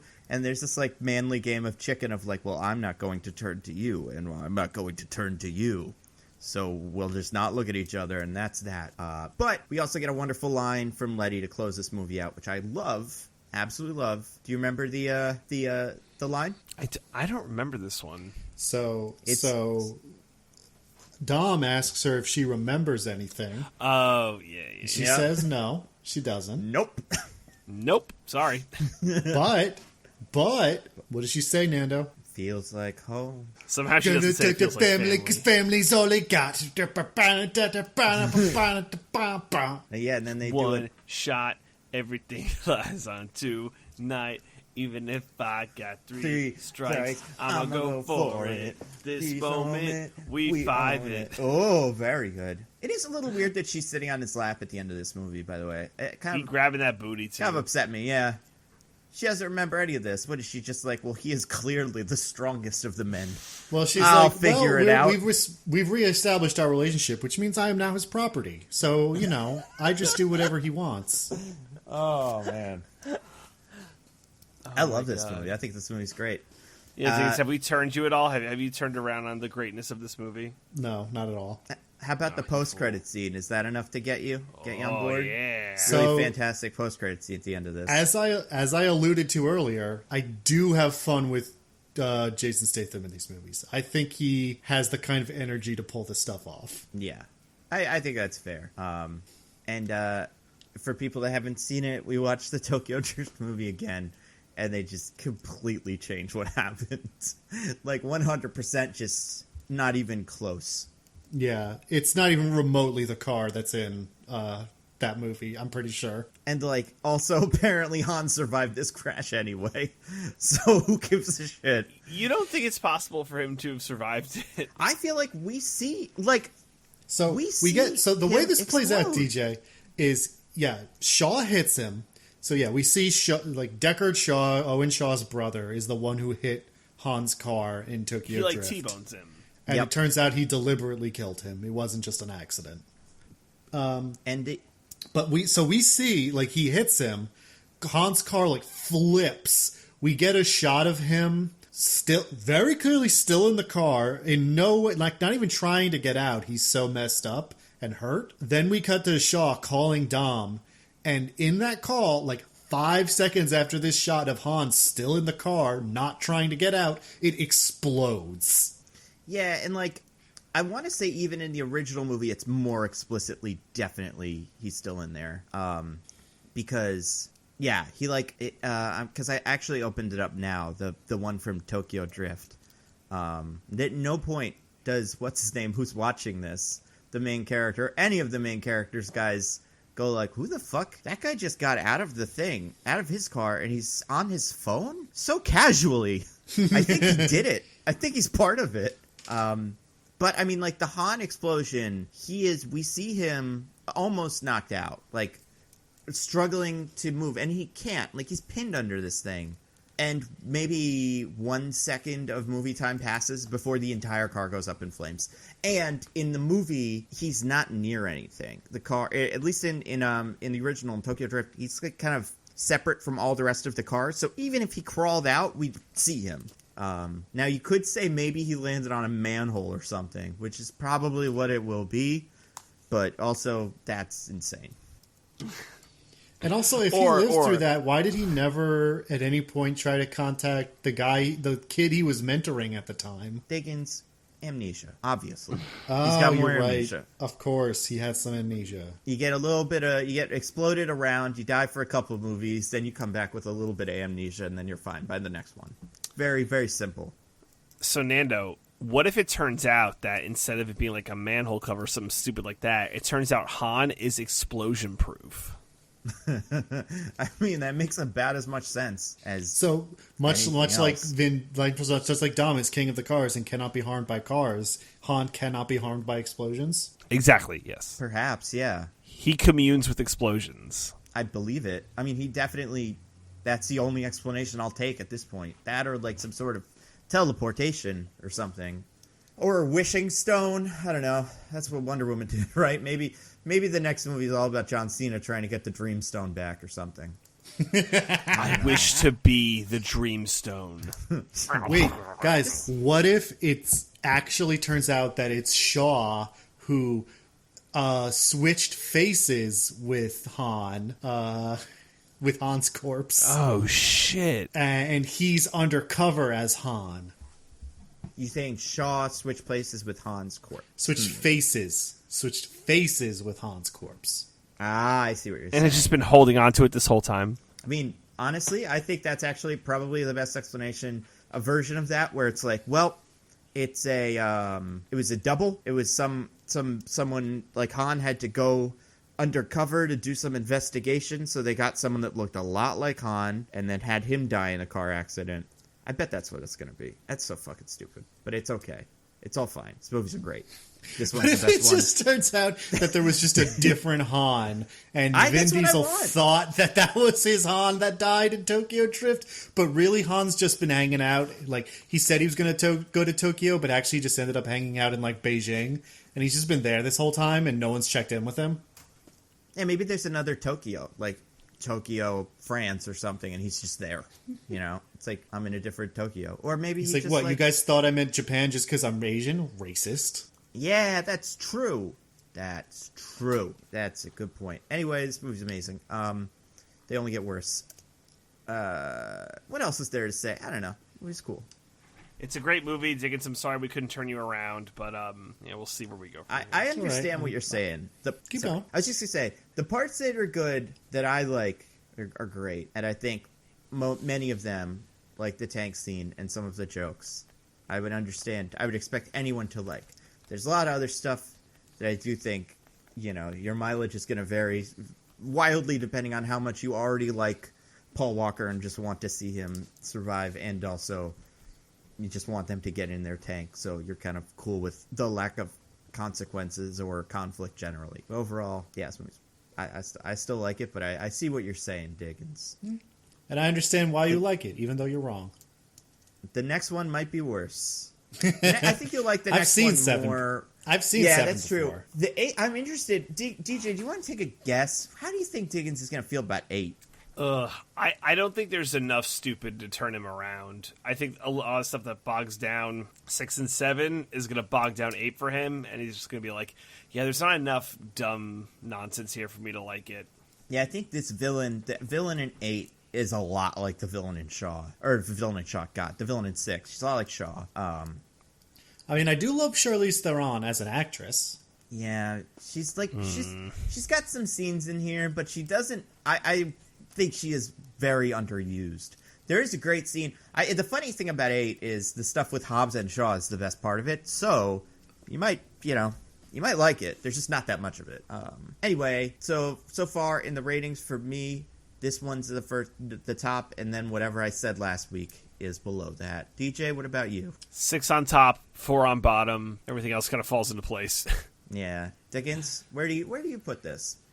I guess maybe this takes third from Fast 5. I probably do like it a little better than that one, even though I still don't like it very much.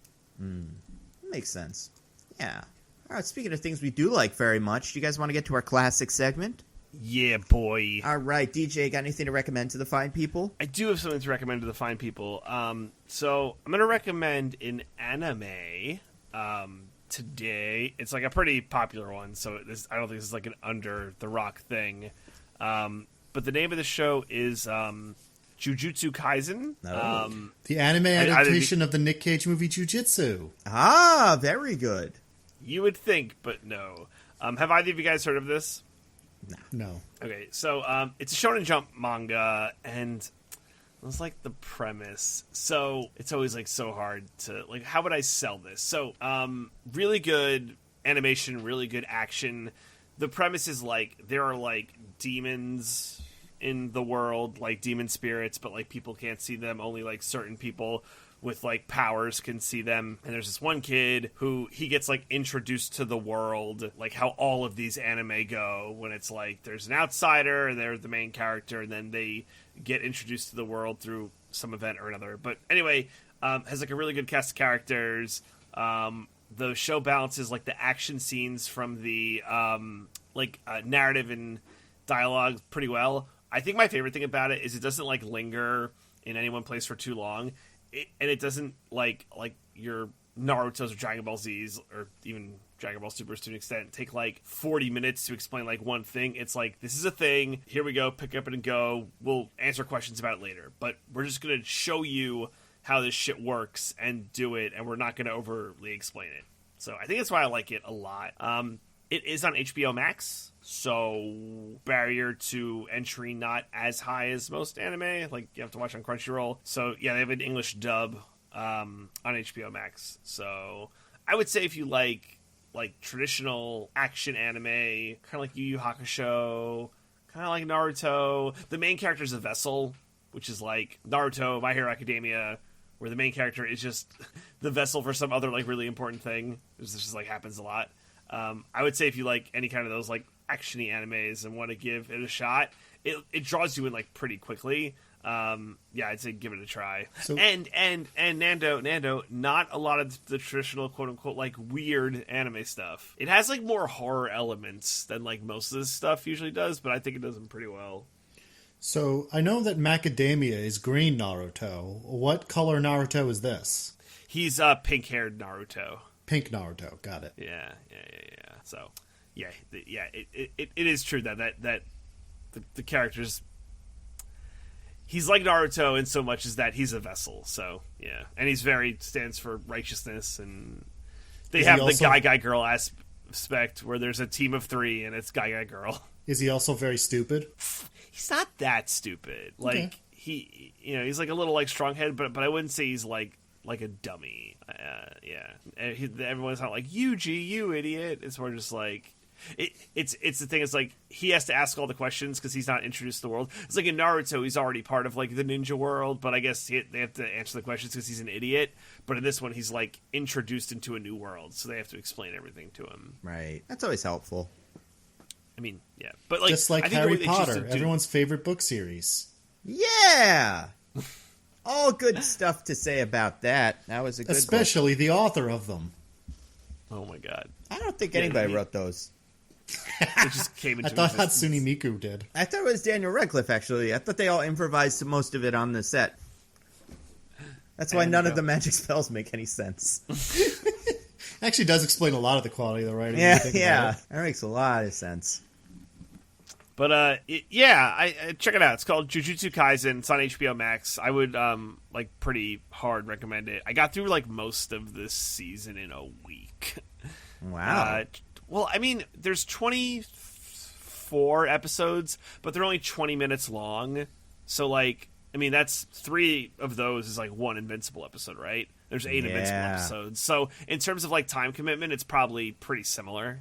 So, yeah. So not crazy. And it really does a really good job of drawing you in. They do a really good job of they'll have a lot of high action stuff and then they'll do a flashback to quickly explain it. But I really like the non-linear storytelling that it does. So, yeah. Cool. That's my rec. All right.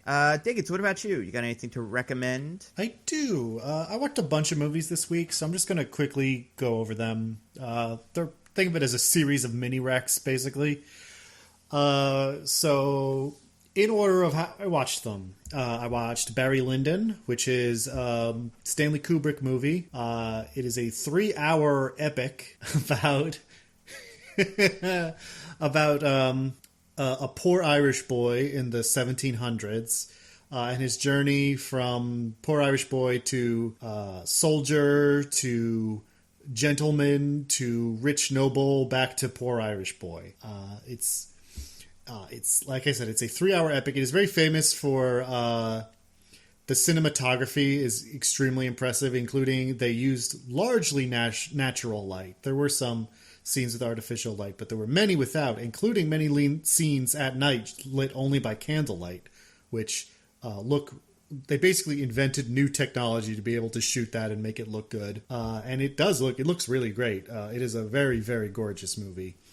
And I think also a very good story. It's a classic and hardly needs my recommendation, but I enjoyed it quite a bit. After that, I watched Scanners, which is, you guys remember early internet when there was that GIF? Yeah. You have that dude's head exploding? Scanners. Yep. Yeah. So Scanners is the movie where that GIF of the dude's head exploding comes from.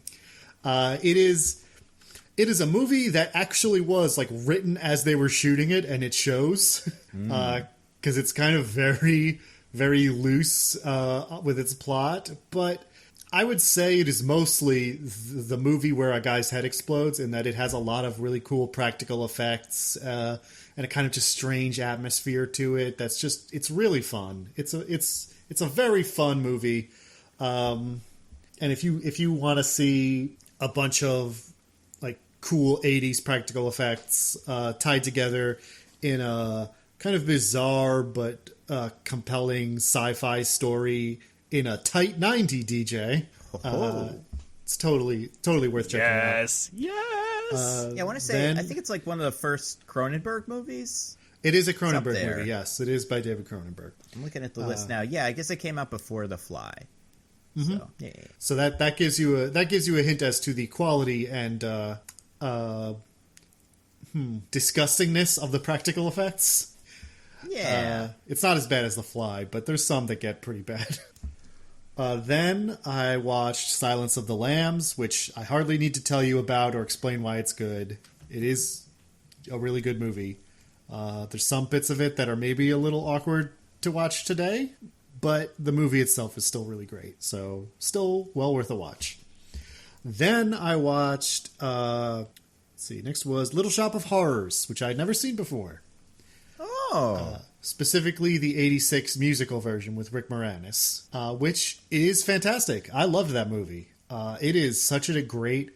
Maybe I'm just so used to modern day musical and stage adaptations, which are either Tom Hooper, naturalist nightmares that have no sense of how to make a stage play work at all, or they're August Wilson adaptations that felt like they just left a camera running on a stage and didn't change anything, and so don't feel like they work very well as movies. But I was very impressed by how cinematic it was while still capturing the feel of the stage show. It feels like Little Shop of Horrors. It feels like this big, melodramatic, like goofy story, but everything is framed and shot and captured in this way that is entirely cinematic. And I don't know. Again, maybe it's just because we seem to have lost the ability to do that recently, but I was just very impressed by how well those two things were merged. If you're not aware of it, it is a kind of a black comedy musical about a poor guy who finds this weird plant that only grows when he feeds it his blood, and it seems to bring him lots of success, but, as it gets bigger and bigger, it wants more and more from him, and he has to, make some ethical decisions about whether he wants to keep feeding it. It's very silly, it's very fun, it's a great movie. You should check it out. Those are the movies I watched. Steve Martin, amazing in it. Steve Martin, yeah, I don't even, if you don't know this movie, I don't even want to spoil what Steve Martin's role is, because it's so good. It is pretty dope. Bill Murray makes a very fun cameo also. Oh, yeah. But yeah, those are the movies I watched this week. Recommend all of them. Cool. I want to recommend... I feel like I've played some games. I think I mentioned Gungeon. I've been playing a lot of Gungeon recently. Playing Apex, so that's great. As far as books and comics and stuff like that, they just released a book called X-Corp. It's pretty interesting. Another X-Men kind of adjacent book about a couple of mutants who start a company. Not like start a company, but in X-Men comics now, they are like in charge of everything.